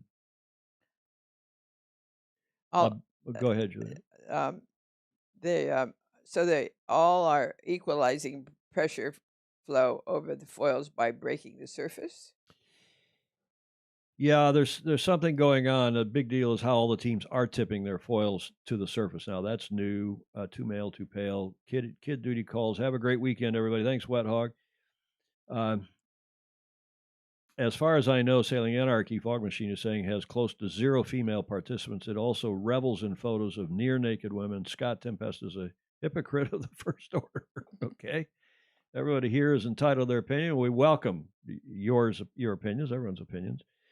As long as we don't do any name calling, we don't do any personal attacks, and I don't take that as a personal attack, what it was just said. And as long as we don't use any coarse language, except I'm the only one permitted to use coarse language. When you slip by me. What else? So are they all equalizing pressure overflow to flow by breaking the surface? There's a lot more going on. We're going to get, as I said, Britt Ward on here. It's like F1, all about the talent, not the skin color. Yeah, but this data video we just played, I think, is going to be really, really important. I think this 5G connection that ETNZ have down there too is important. Watching this on my mobile is nuts, but trying, and my phone is set 3 languages worse, but I'm trying. Okay, Mark. Well, I hope you've got a good data connection as well. In the meantime, let's have a look at New York Yacht Club from a couple days ago. This video, also from Justin Mitchell. I think that, yeah, Justin Mitchell.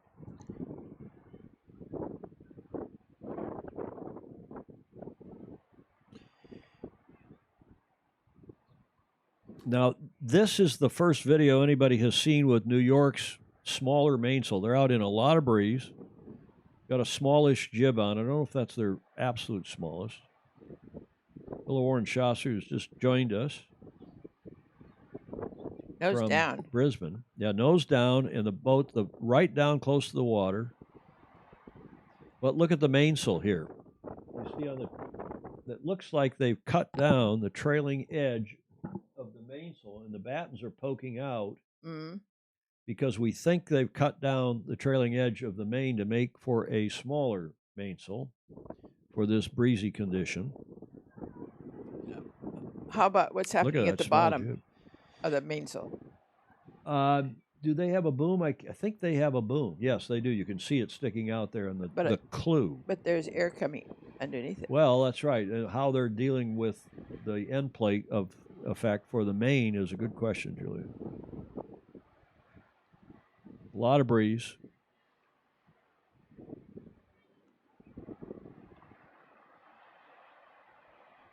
Chris, actually, the AM hull looks just like an airfoil. Again, it's the foils. Dang, that AM boat looks fast, Stingray saying, or a.k.a. Dogzilla Monster. Chaucer said, it's only taken me an hour and a half to figure out how to get the comments going. Morning, Tom and Julia. Thank you. Me too. Yeah, and it's hard. Look at this. There you can really quite plainly see what's going on with it. And I don't know why the battens are sticking out, if that was just a quick trial, as some of you have speculated, or if it may serve a purpose, or if it makes, you see that kind of a treatment on the trailing edge of airplane wings too. Don't forget, where you see those little hang dangly things off the trailing edge fences. Again, I think they're called. But there'll be another term that you aerodynamicists will know. So here they are taking the main down. You can see how much breeze there is. It's another Justin Mitchell video for which we are grateful. Yeah, he's got some great stuff.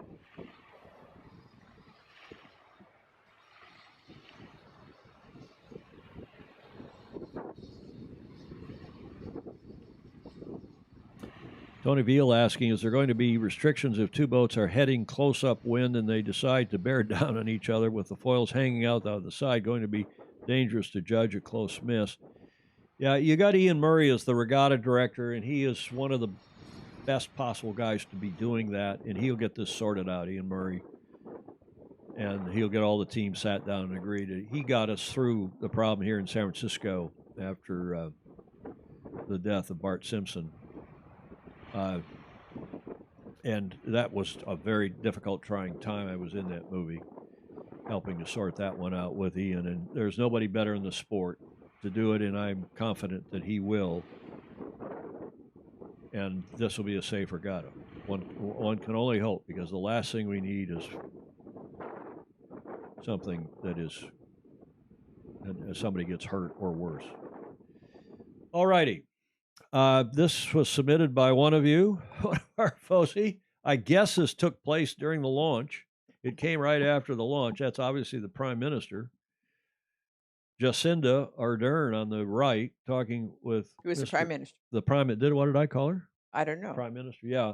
Talking with Grant Dalton on the left. And simply this picture was sent by a FOSI in New Zealand saying, caption contest. Cindy, as some people call her. Can I have more money? We need more money. Or, don't worry, I can be CEO of both organizations, no problem. Don't worry your pretty little head about it. I've got it all under control.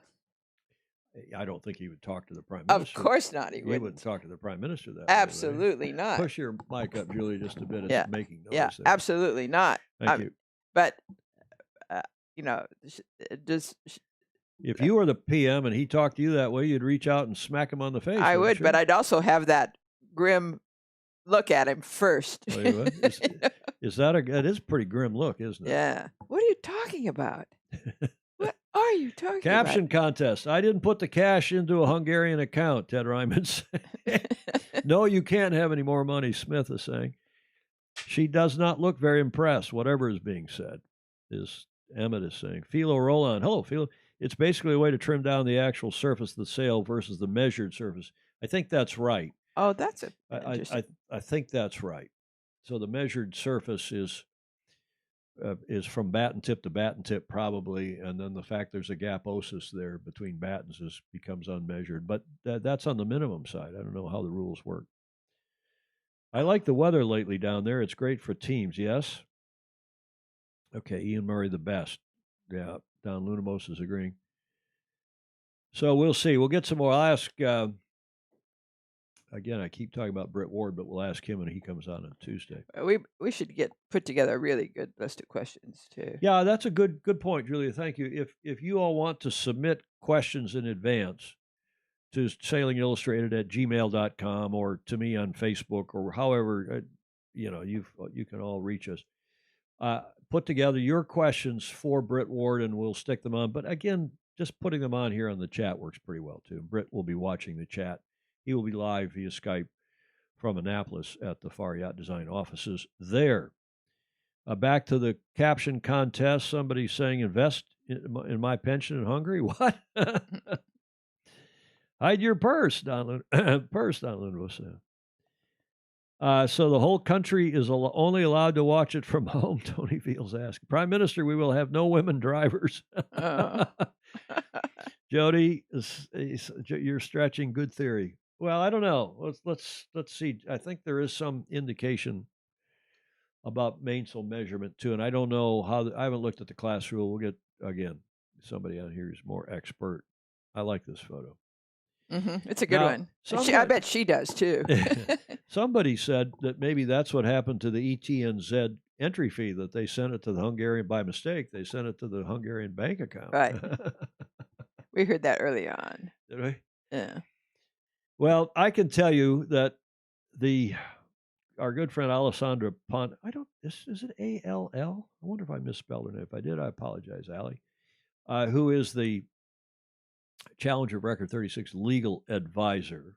I got to look that up right now. I feel like a crouton. How does she spell her name? Clark Chapin can look it up probably faster than I can. It looks odd with two L's, but it might not be. Well, it is a single L.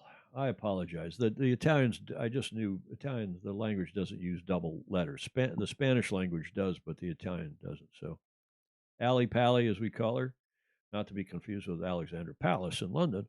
I apologize for misspelling your name, but she is she is a very bright lawyer, a longtime friend from Milano.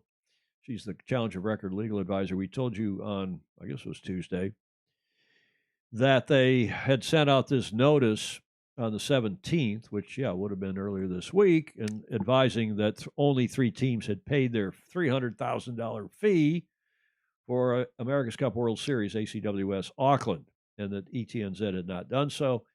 I emailed my other longtime friend, Russell Green, who's the legal advisor for ETNZ. He emailed right back, said, no, we've already paid our fee. It has been paid. Allie says that they haven't seen the money hit the bank yet, but no doubt it will. Russell, he says that, and in interviews, he didn't tell me this. Well, yeah, maybe he did tell me this in the email. He took the 7 days that the ARB panel said you got 7 days to make these payments to be 7 business days, 7 working days, not 7 calendar days. Anyway, we told you it was not going to be a big deal. We expected they'd pay up because they couldn't afford not to be sailing in their own event, Julia. That's correct. That just would be a croutonic look. Now, whether the challengers let this lie, the sleeping dog lie, or whether they take it on remains to be seen.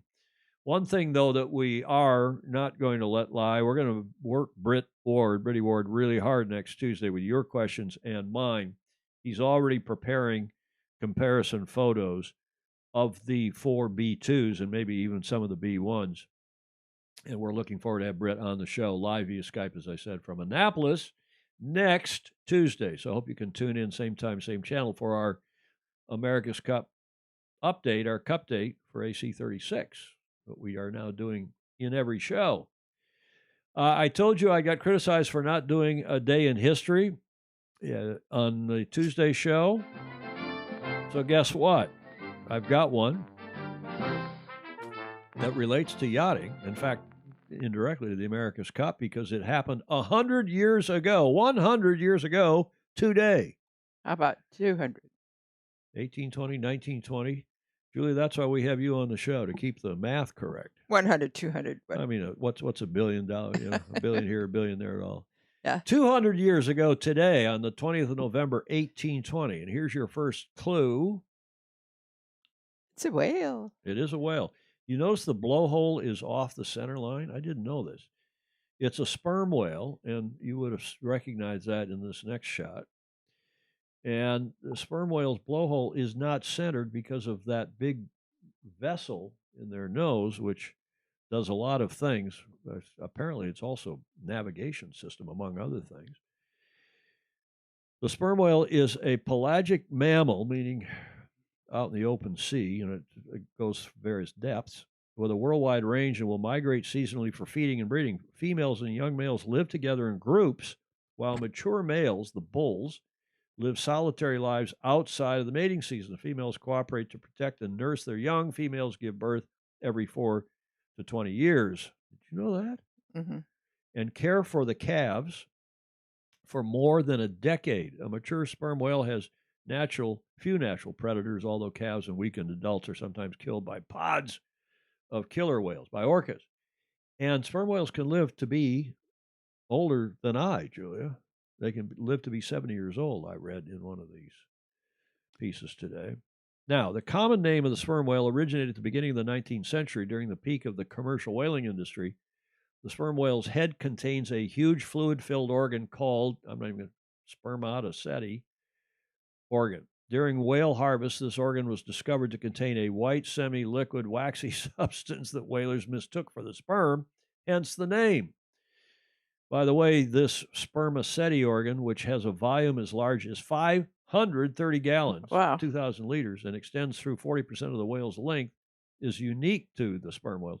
Whalers valued this fluid as that it could be cooled into a wax and used in the production of candles, industrial lubricants, cosmetic creams, pomades, and ointments. I thought that was all from the blubber. No, it's from that big 530-gallon tank on its head. I got that information from an appropriately named I'm a Useless Info Junkie website. But a good info. Now, here's your next clue of what happened 200 years ago today. Well, that is the whale ship Essex that set out from Nantucket in 1819 to head to find sperm whales to get that stuff and bring it back, and the crew all got a share of the profits, and it was indeed very profitable. So who's got anybody? Oil from whales was prized for lubricating clocks and watches. Didn't sailors back then know what sperm tasted like? Whose fog machine? Oh, God. Fun fact, whales live in the water. Wreck of the whale ship Essex, yes. And the wreck, the Essex set sail from Nantucket August 1819, which, by the way, is the same month it says so, Herman Melville was born. 21-man crew expected to spend 2 to 3 years hunting sperm whales, filling the ship's hold with oil before returning to split the profits of the voyage. So, as you probably are starting to surmise, that did get into a wreck, and it's about where that X is, between the Marquesas and Pitcairn Island, Eastern Island, so on, Easter Island. And that wreck took place on this date in 1820. Now, this is a drawing from, I don't know if this is the first mate. One of the crew drew this, and it's a famous drawing. And he's showing there, you can see in the front, the whale with its teeth bared, and saying that the ship, apparently they go on at some length in a couple of books, but this thing, whether they hit the whale or the whale attacked the Essex, who knows? But the crew all thought they had been attacked, and running into the whale not once but apparently twice. First time the whale just kind of apparently lay there, and then maybe woke up, maybe it was stunned or dazed or something, and then it woke up and it supposedly came at the ship a second time, and then stove in the side, and they had to man the whale boats to escape the ship. And of course, you didn't normally man the whale boats with the whole 21-member crew. It was just the harpooners and the rowers, and they didn't have the provisions. They weren't really set up to do that. So this Nantucket-based whaler, Essex, was launched, and it was sunk by a sperm whale thousands of miles from South America with little food or water. The 20-man, they say 20 here, was forced to make for land in the ship surviving whaleboats. Get this. The men suffered severe hydration, starvation, and exposure on the open ocean, and the survivors eventually resorted to eating the bodies of the crewmen who had died. When that proved insufficient, members of the crew drew lots to determine whom they would sacrifice so the others could live. A total of 7 crew. Yeah, apparently. It's been written about widely. A total of 7 crew members were cannibalized before the last of the 8 survivors were rescued in more than 3 months after the sinking. First mate Owen Chase and cabin boy Thomas Nickerson later wrote accounts of the ordeal. The tragedy attracted international attention and inspired Herman Melville to write his famous 1851 novel, Moby Dick. And there is a photo of the original cover of the whale, Moby Dick, which was released on the 14th of November, 1851, the same year as the first America's Cup. That was a particularly auspicious nautical year. So this is Melville's, another cover. That book was not a success. That book hardly made any money, and it went out of print. But I was listening to a part of it today, and without going into the detail, contribution to the literature of America, a great contribution. Moby Dick was published to mixed reviews, was a commercial failure, and was out of print at the time of the author's death in 1891.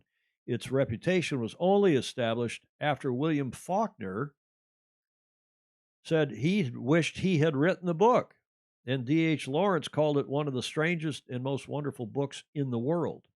The greatest book of the sea ever written. Its opening sentence, quote, "Call me Ishmael," is among among world literature's most famous.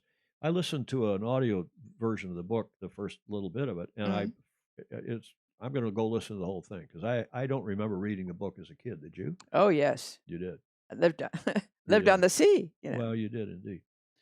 Well, but wait, there's more. In the Heart of the Sea is a book written by Nathaniel Philbrick about this that was made into a movie by, who's the guy that played Opie in May?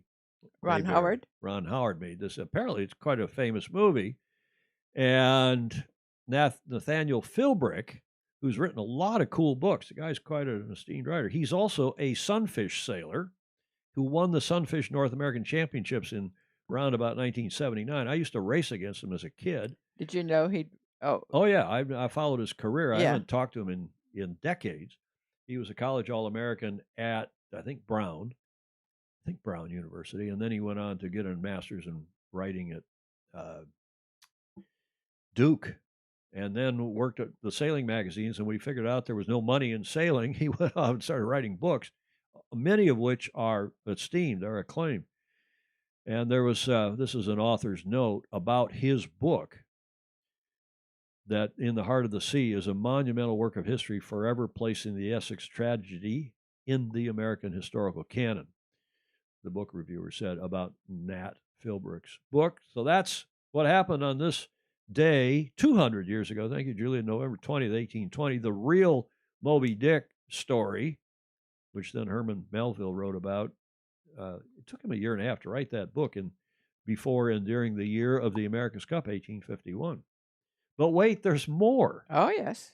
I also discovered this morning. I had no idea. You probably knew this, Julie, because you went to Stanford, and I just went to a simple public school. Do you know the Starbucks connection? Yes, and now I've forgotten it. The first Starbucks was opened in Seattle in 71, and the three partners are trying to figure out blah, blah, blah. The founders brainstormed a list of words beginning with ST because one of them thought that was a powerful letter combination, and eventually landed on Starbo, a mining town in the Cascade Range in the mountains up in the PNW, Pacific Northwest. From there, the group remembered Starbuck, the name of the chief mate in the book of Moby Dick. Moby Dick didn't have anything to do with Starbucks directly. Starbucks, the name of the coffee company, which is the largest coffee company in the world. It was only coincidental that the sound seemed to make sense. So that's why Starbucks is named Starbucks, because of Herman Melville's character Starbuck in that book. I didn't know that. No. Well, there's yachting news, sailing news all over the place, and we'll stop there and have one last little look. Okay, so you got a This Day in History. I was criticized for not doing one on Tuesday, so there was a good one. Dogzilla says he did finish the book, but he'll never forget Captain Dalton. It left a lasting impression. Was there a Captain Dalton in Not that book? I remembered, but I'll have to go back and look. Call me Ishmigrant. Seems to be entitled Moby Dick with a hyphen. Yes, it does. And of course, Clark Chapin, I always thought Moby Dick was a venereal disease until growing up, growing up in Michigan as a simple. Enough. Come on. I had to get that in. That's every, sophomore at high school. I missed that, junior and high school boys and joke. I'm not sorry. It's like a what is it? An innuendo. It's an Italian suppository. Right. Oh, come on, we carry on. Schoolboy humor. Yeah, I know. Well, you got to have some. Look at all the guys we attract, and some of the women too. Sorry if we're offending anybody, and not too sorry. This reminds me of James Burke's Connections TV show. Yeah, it is a bit of the Connections, but of course we try to keep it the same. Yes, Dogzilla Monster did finish it. We'll never forget, Cal. You said that. Call me Grundle. There is going to be a Grant in there somewhere, isn't there? Grundle, word of the day. Brilliant. Yep, Grundle. We need a Grundle here now to add to our croutons. And we'll figure out how to use Grundle as a pejorative or maybe as an uplifting word. You Grundle, Julia. What a Grundle you are. Instead of a crouton. A Grundle maybe is a good thing. If that boat turns out to be fast, yeah, we'll say, wow, that must be a Grundle. That must be amazing. Anything at largest coffee company in the world, shouldn't that be Ventea's coffee? Yeah, okay, Clark. First rule of the whole, stop digging. Yep, they don't know the word for small. Large is the most diminutive. Any news on world sailing tonight? Well, Gerardo Seeliger, funny you should ask. We're going to do Bravo Zulu. And then we are indeed going to have some news on world sailing. Bravo Zulu first to the New Zealand Yachtsman of the Year, was awarded this in the last couple of days. Josh Jr., whom we've featured on here before, member of ETNZ's team, by the way. He was named New Zealand Yachtsman of the Year on the strength of winning the Finn Gold Cup. Now, he's not the first Kiwi to have done so, but first in a while. Josh Jr. created history when he became the first Kiwi to win the Finn Gold Cup. And it was, I guess he was the first. Not the first medalist, I guess, because obviously Russell Coots got a gold medal in the 84 Olympics in the Finn class. Okay, so he was the first to win the Gold Cup.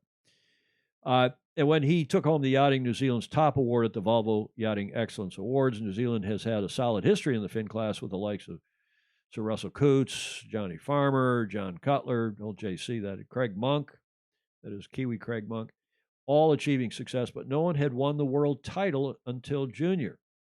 He triumphed at last year's Finn Gold Cup in Melbourne, Australia, when fellow Kiwi and his training partner, who you got to give a lot of credit to Andy Maloney, because he's also done very well and been a big part in Josh Jr.'s success.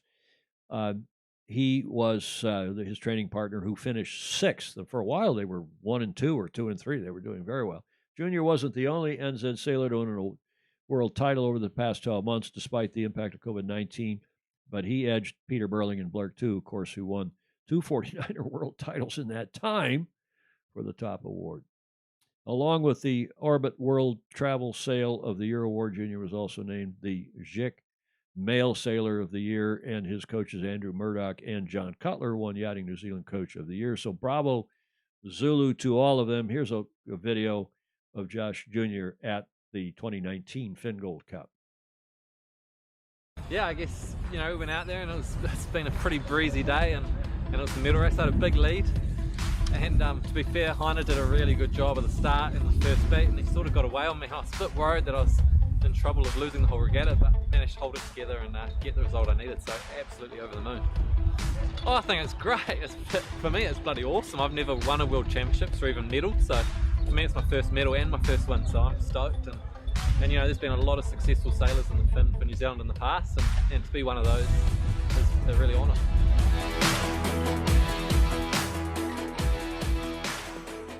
And just a class act. I don't know him. I have met him, but I don't know him. And you can see just by that how humble he is. And Jody Shields, tell your neighbor Bo Outeridge how pleased we are to feature one of his films again today. He does a lot of work for the Finn class and the OK Dinghy class and others.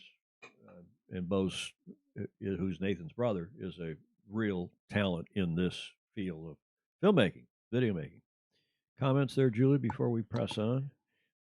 Puppy needs to drag me. Okay. Yeah. Gordon Smith out. The Finns were neck and neck just like before in the lasers. And what a great class that is.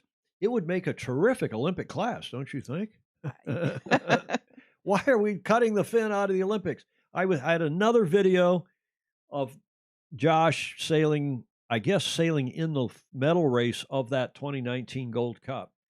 And it was, you've seen it before, the Finn guys all jacked up and they're trimming hard. There's a lot of breeze and they're sailing downwind, the camera on the back of the boat.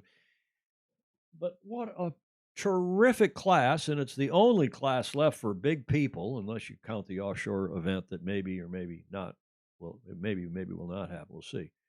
Class ought to stay, and it attracts the best sailors in the world, including people like those we've just named, including especially Josh Jr. Full marks to them and to Sam and Andy and everybody else. Congrats. Now, a couple other pieces of news. We told you that there is a Sail GP team, which Russell Coots has happily formed from New Zealand. And that that's Pete and Blair. And we covered that announcement, 2 months ago, extensively. We're very pleased to hear about that. I think it really helps round out Sail GP. But wait, there's more, because there's a rumor published by the New Zealand Herald a couple days ago that Christchurch is down in the South Island is on the cusp of signing a deal with Sail GP to bring the yachting series to Lyttelton Harbor in January 2022. God forbid they have any more earthquakes down there. They've had a couple of really bad ones in the last, 3 or 4 years. The event would be a coup for the city with a global broadcast audience estimated at 256 million viewers. Okay, that's a bit of a stretch, Chamber of Commerce language, but nonetheless, Olympic gold medalist Pete Burling and Blair Tuke will lead the New Zealand entry in catamaran, similar to those raced in previous America's Cup. The pair remain fully committed to their defense of the America's Cup with the Team New Zealand and winning another gold medal at the postponed Tokyo Olympics in the 49er class. We're cheering for them. I mean, absolutely. They're right. Yes. I think they're the best sailors on the planet at the moment. Pete and Blair, and they could win another cup. They could win, who knows, another Olympic medal or, whatever else. And maybe they win Sail GP when it gets going.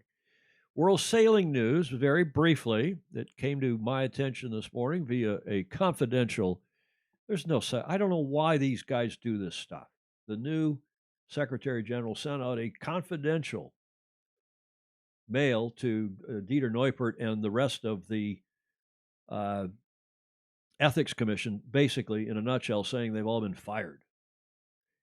Now, you see in the second paragraph, as you know, the regulations prescribe that by 1 February in the year after each General Assembly, new commissions and committees are appointed by Council on the nomination of the Board. The Board has concerns regarding the ability of the current Commission, I added the word current, to perform its duties as it is currently constituted.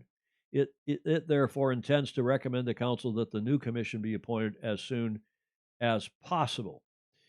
So they're firing Dieter Neupert and the rest of his commission because I don't know if they think that they had conflicts of interest. They go on the letter saying they had conflicts of interest. And there's now a fourth case. Mr. Anderson has brought a case against them and against saying that they acted. I mean, you talk about a madness. But having said that, the board, I'm going to back the board. I'm going to back the new president, back the council. Maybe they just want a clean house, come up with a new committee, a new ethics commission, who then maybe will add, will take on this fourth case and say, sorry, Charlie, Mr. I won't name him, the former president, or not. Or not. We'll see. I'm not going to get into it now. It's disappointing to see that they just. Did you say, Julie, you read through the letter and they've been invited not to apply? I just skimmed it, so I don't want to say that without reading it. I'm looking here on this part of the letter. The board certainly appreciates the experience of the current commission and welcomes members expressing their interest in being nominated by the board for appointment of the new commission. If you would like to be considered, I kindly ask that you notify me by 5 p.m. Monday. I would also like you to confirm by the same deadline which of the current cases before the commission you have or may have a conflict in dealing with, what the nature of the conflict. I guess if they think they ruled against Mr. Anderson in the previous cases, so-called cases 1, 2, 3, that they might have somehow a conflict of interest. I'm not sure why that would be, but anyway, that's in play, and it's sad that this thing not only is happening, but it's going on, and I wish Mr. Anderson, I said it, would just go slowly away. U.S. Sailing has made the news here on TFE Live today. We heard on Friday, Clark Chapin told us that he was hearing that the current, or the then CEO, Jack Gearhart's contract had not been renewed, and that was announced last Friday. So he's out after nearly, I think, 10 years in the seat. And I've checked into this. I've heard more about what's going on, and I can tell you that they are cutting costs because with COVID and everything else going on, they got cost problems, but they also are trying to make things a little leaner in the office in Bristol, Rhode Island. But in the meantime, they have named also, and others have departed, by the way, and I've talked to some insiders, but I'm not going to divulge private conversations. They did announce yesterday, U.S. Sailing, as part of their ongoing implementation of the strategic plan. The hell's that got to do with this? The organization announces the hiring of a new chief development officer and chief financial officer to the staff. Jill Nosach, North Kingston, who is quite a sailor in her own right, by the way, there on the left. Incoming, I think, Rear Commodore of the Jamestown Yacht Club or so, I think I heard or read.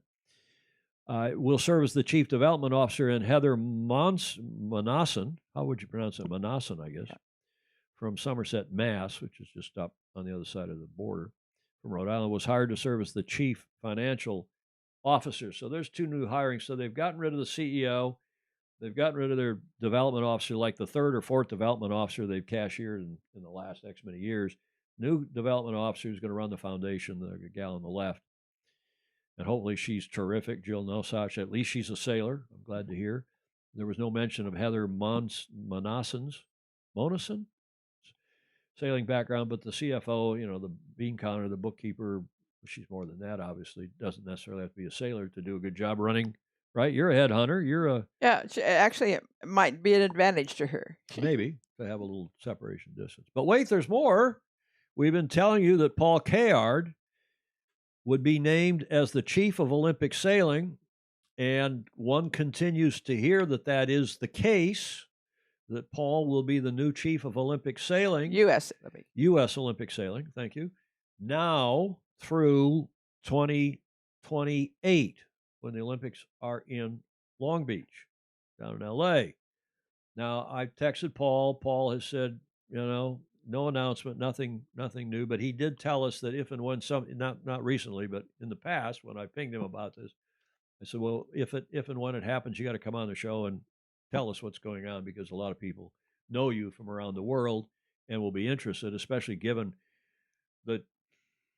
the dearth, is that the right word? It's a good word. Dearth of medals that U.S. Sailing has had. Plus, you're very you and my mother both. My mother just thinks Oh, he's yes. terrific. No, I'm president of one of his fan clubs. At least. My mother's president of the other fan club for Cayardini, for Paul, with whom I've done a couple of America's Cup campaigns. He is a leader of men and women. I think this is great news. I know there's some of you watching that don't think it's good news. Paul is very driven. He can sometimes be very self-centered because he's so focused. But, so can I, so can Julia. You've been accused of that as well, haven't you, or not? You're so polite and kind. But Paul, I think, will be terrific. I'm hoping he will be. I'm going to, again, give him my full support, whatever we can do to help, because God knows the U.S. needs some help in this department. And I can't think of anybody better who can not only fundraise or help fundraise, but who can lead. He's an Olympian. He didn't medal, but he's an Olympian. And I can tell you from having done 2 America's Cup campaigns with him, he is a leader of men and women. And he'll get the game to go. Okay, so that's some news there before we start our final segment. Julia, do you want to do any other comments here? Chapin is saying both Jill Nosash and Heather Monison were hired on board before Gearhart departed. Yes, I'd heard that as well, Clark. Thank you. Reduce scope and focus on the rules in traditional sailing. He was really expensive. Yeah, Mark, I didn't. Okay, Sailing Anarchy. I said it on the show. I'd heard that he was making north of $250,000 US. That is Jack Gearhart. Yeah. Which for, the CEO of an organization with a staff of 50, and if it had a whole lot of revenues and he was doing a lot of fundraising and dealing with a lot of sponsors, that might not be unreasonable. When I was executive director of the organization, I was making 100, maybe a little less than that, 90, maybe a little less than that. Call it 80. Not 80 including not including benefits and a little retirement, but that was a long time ago. What was $80,000 in 1984? It hadn't doubled since then, has it? Is that $160,000 in today's money? Certainly not $250,000. I'm always astounded at how things have gone up. Well, yeah, and again, Sailing Anarchy ran this on the front page, as Mark and others of you know, and he was Sailing Anarchy editor was highly critical of Jack Gearhart and of the organization, but they're hopefully under Corey Sertle's leadership and under whoever the new CEO is, and we'll see. These 2 new ladies that have been hired, the women that are taking those roles. And I think Cayard's going to play a big role regardless. What do you think of that? Yeah. Okay. He's tough. And, any other comments? I just, an aside, he was chairman of the board of the St. Francis Yacht Club. And you say, oh, he's a sailor. Yeah, but he was very good and 2 very difficult years financially and all that as chairman of the board in a reasonably large operation. Yeah, and I mean, what's St. Francis is a multi-million-dollar club. He's been chairman of the board and has had what's the approximate budget? Can you say of the club? I don't know. 15 million. Yeah, 16 US. 16 million US. I mean, and it's a big club with 2 facilities. Like a lot of big clubs have multiple facilities. New York with both the 44th Street and Harbor Court, and of course, and Cayard, by all accounts, has done a good job. Yes, and he was the minister of the loot, as he called himself. Before that, for St. Francis Yacht Club, he was chairman of the finance committee, and I'm buoyed by Cayard taking over for Olympic sailing. Yeah, no. Any other comments, Julia? Monison, Clark says Monison, the lady's name. Paul Humtek. Heather Monison. Oh, that's Monison. good to know. Okay, thanks, Clark. Paul Humtek. Where I just lost it. The inflation. Yeah, did he give us the inflation figure? Yeah. After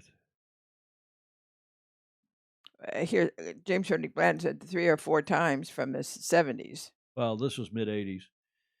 So whatever it was, move it out to Newport, Rhode Island to reduce costs. Well, they're up in Bristol. They actually have a pretty nice facility up there that they've done with the what's the name of the college on the east in the East Passage up in Bristol. I'll think of it. Named after a guy. I'll think of it. Somebody on here will get it before I. And U.S. Sailing's got a pretty nice office facility. But my argument was they should have stayed in Newport, Rhode Island. That's where the sailors go. It's like World Sailing being in Southampton, where the big boat show down on England's south coast, and where every sailor who's going out to Cowes has to go through, almost every sailor, to go through the ferry coming into Southampton, the Red Funnel Ferry, and you go walking right past the World Sailing office. You want to stop in and talk to somebody. You want to say, hey, when you're going out to Cowes, stop in. We'll have a quick meeting. That was the great thing about having U.S. Sailing in Newport. Now U.S. Sailing arguably ought to be moved to the West Coast for the next 7 or 8 years. Yeah, and with the Olympics coming up. Yeah. Clark says, too, everybody knows that CEO salaries have outpaced regular wages, and they have, unfortunately. Indeed. Yeah, the U.S. needs to. That seemed excessive. Now the U.S. Sailing HQ is well situated in the Bristol on the campus. Thank you, Roger Williams University. There's even a dock nearby. Yeah, but how many people go up to Bristol unless you're going up to the America's Cup Hall of Fame or the Hairsoft Marine Museum up in Bristol? Clark? Home Chick says 80,000 and 84 is 200K now. Okay, well that's, so if he were making 200K and plus a retirement thing, that doesn't sound unreasonable. That's what I was making approximately 75, 80, and I turned the place around financially. We had a huge uptick in membership. I had a small staff, yada yada. But okay, enough of all that. I did the same years before. Well, you did. Thanks, Paul Homchick. Thanks, Clark. Gee whiz, it's Rhode Island. You can almost see Newport from Bristol. You can't, Clark. You got to go across the bridge. It's another world up there on the mainland. And by the way, did you know, Julia, Rhode Island's changing its name? Oh, yeah, you Did told you see me. that passed in the? It used to be called the State of Rhode Island and Providence Plantations. Originally, Rhode Island was Connecticut Island, or Aquidneck Island, rather, which has Newport, Middletown, and Portsmouth on it, those 3 towns. And that, because I guess it looked like roads in Greece. And the state had the mainland and that big island, and it was some other islands out in the middle of Narragansett Bay, but it was called the State of Providence of Rhode Island and Providence Plantations. And that's Providence Plantations is thought to be politically incorrect now because it implies slavery and slave owners and plantations on which you had slaves. So they're going to change the name of the state once and for all. They say they had a referendum in the November election. They're going to change the name to Rhode Island, which is, they've tried to change it before to Rhode Island. The longest name of the smallest state with the longest name. I'm angry actually because a salary like that holds back the sport. Nothing to do with the person that got it for doing his job. Yeah, maybe holds back the sport, Mark, but another whitewash of history. James Bland is saying about the change of the name of the state. Okay, let's unless there's anything else pressing. Thanks, Paul Homchick. So maybe I should go back and take that job. I could make $200,000 a year. And I'd say, hey, you got to pay me what you were paying me in 1984 when I left to go be the executive director of New York Yacht Club's America 2 syndicate. Yes. Got a little more money to do that. As you should have. And then Malin hired me away to go to San Diego. But who cares about all that's ancient history, right? Right. This is not ancient history. We figured out what this guy's name was the other day, didn't we? Yes. I've forgotten it already. I know, I have too. Who does the beer commercials? Yes, he's wonderful. Stay thirsty, my friend. Remember him? Yes. Finally, our Whiskey Tango Foxtrot segment. Julia, this is politically incorrect, but it's hilarious. I knew Italians wouldn't stay quiet much longer. Black olives matter. Did you send that? Yeah. You're politically incorrect. It is politically incorrect. Huh? It is politically incorrect. It is. It's hilarious. Which is why I only sent it to you and didn't broadcast it. Oh, you didn't know it was coming on the show. No. I think it's hilarious. I knew Italians wouldn't stay. I wonder where that is. Is that New York someplace? I don't know. Well, you think that's politically incorrect? We're coming to it. No, we're keeping it clean.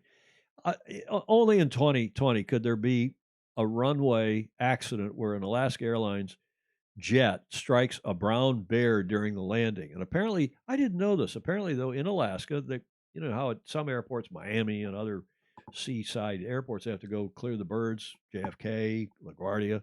be sure there aren't any birds in the area. You don't have bird strikes like Captain Occasional Sully seal had. from San Francisco. Is that right? Seals crawl onto the runway here? Not often, but they have.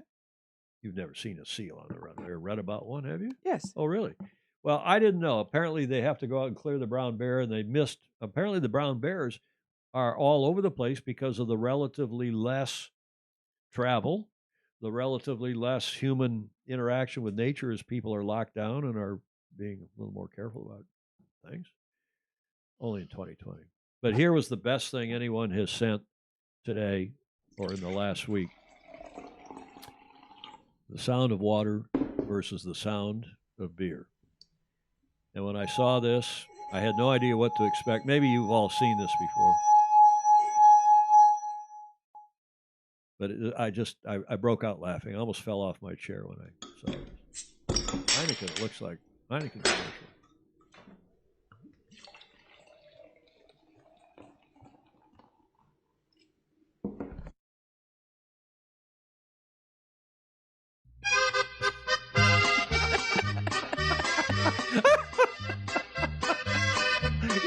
You got to admit, you weren't expecting. Were you expecting No. that? I was not expecting that either. When I heard the audio go down, I heard the audio drop out, and so you knew something was coming in. But I thought it was. I didn't know what to expect. Okay, I hope you enjoyed that. Especially if you hope you hadn't too many hadn't seen it before. That wraps up our Whiskey Tango Foxtrot segment for this show number 351. Julia, your witness. Yes, like, share, and subscribe, which means we will tell you for no cost at all. And we're going on. Yeah, we need to get up to 1,000 subs. Give us the thumbs up. Do it right now. Go click the subscribe button. Click the bell so you also, the bell is separate from subscribe. That's a notification that you'll get. And the like up, thumbs up. And if you don't like, if you think we're cretonic, give us a thumbs down because that, and tell us why. We like the feedback. We appreciate it. Yeah. And of course, you can share this as well to any of your own pages, whether it's Facebook, YouTube, so on, so forth. We appreciate the support, especially via Patreon, patreon.com/join/Sailing Illustrated. Thank you for that. And a reminder that, again, on Tuesday, we will have a VIP guest live via Skype from Annapolis, Britt Ward. We'll have his charts and graphs and drawings, and we'll have some more videos comparing and contrasting these four new B2s, the four new America's Cup boats, and I'm really looking forward to that. Julie, anything else? No. Fog Machine's beating me to it. He's saying, stay safe, go sailing. Thanks. Brown bears are smaller than grizzlies, thankfully. Have a great weekend. Indeed. Thank you, Matthias Collins. Have a great weekend, everybody. Hope you do stay safe. Hope you can go sailing. We're going to be locked down here now for a while. It won't affect our show. We'll still go live, won't we, on Tuesdays and Fridays at 1300? We will. And hope you can join us then. In the meantime, stay safe. Go sailing. Hands, face, space, and ventilate as we added to this billboard on Tuesday. Ciao. Bye.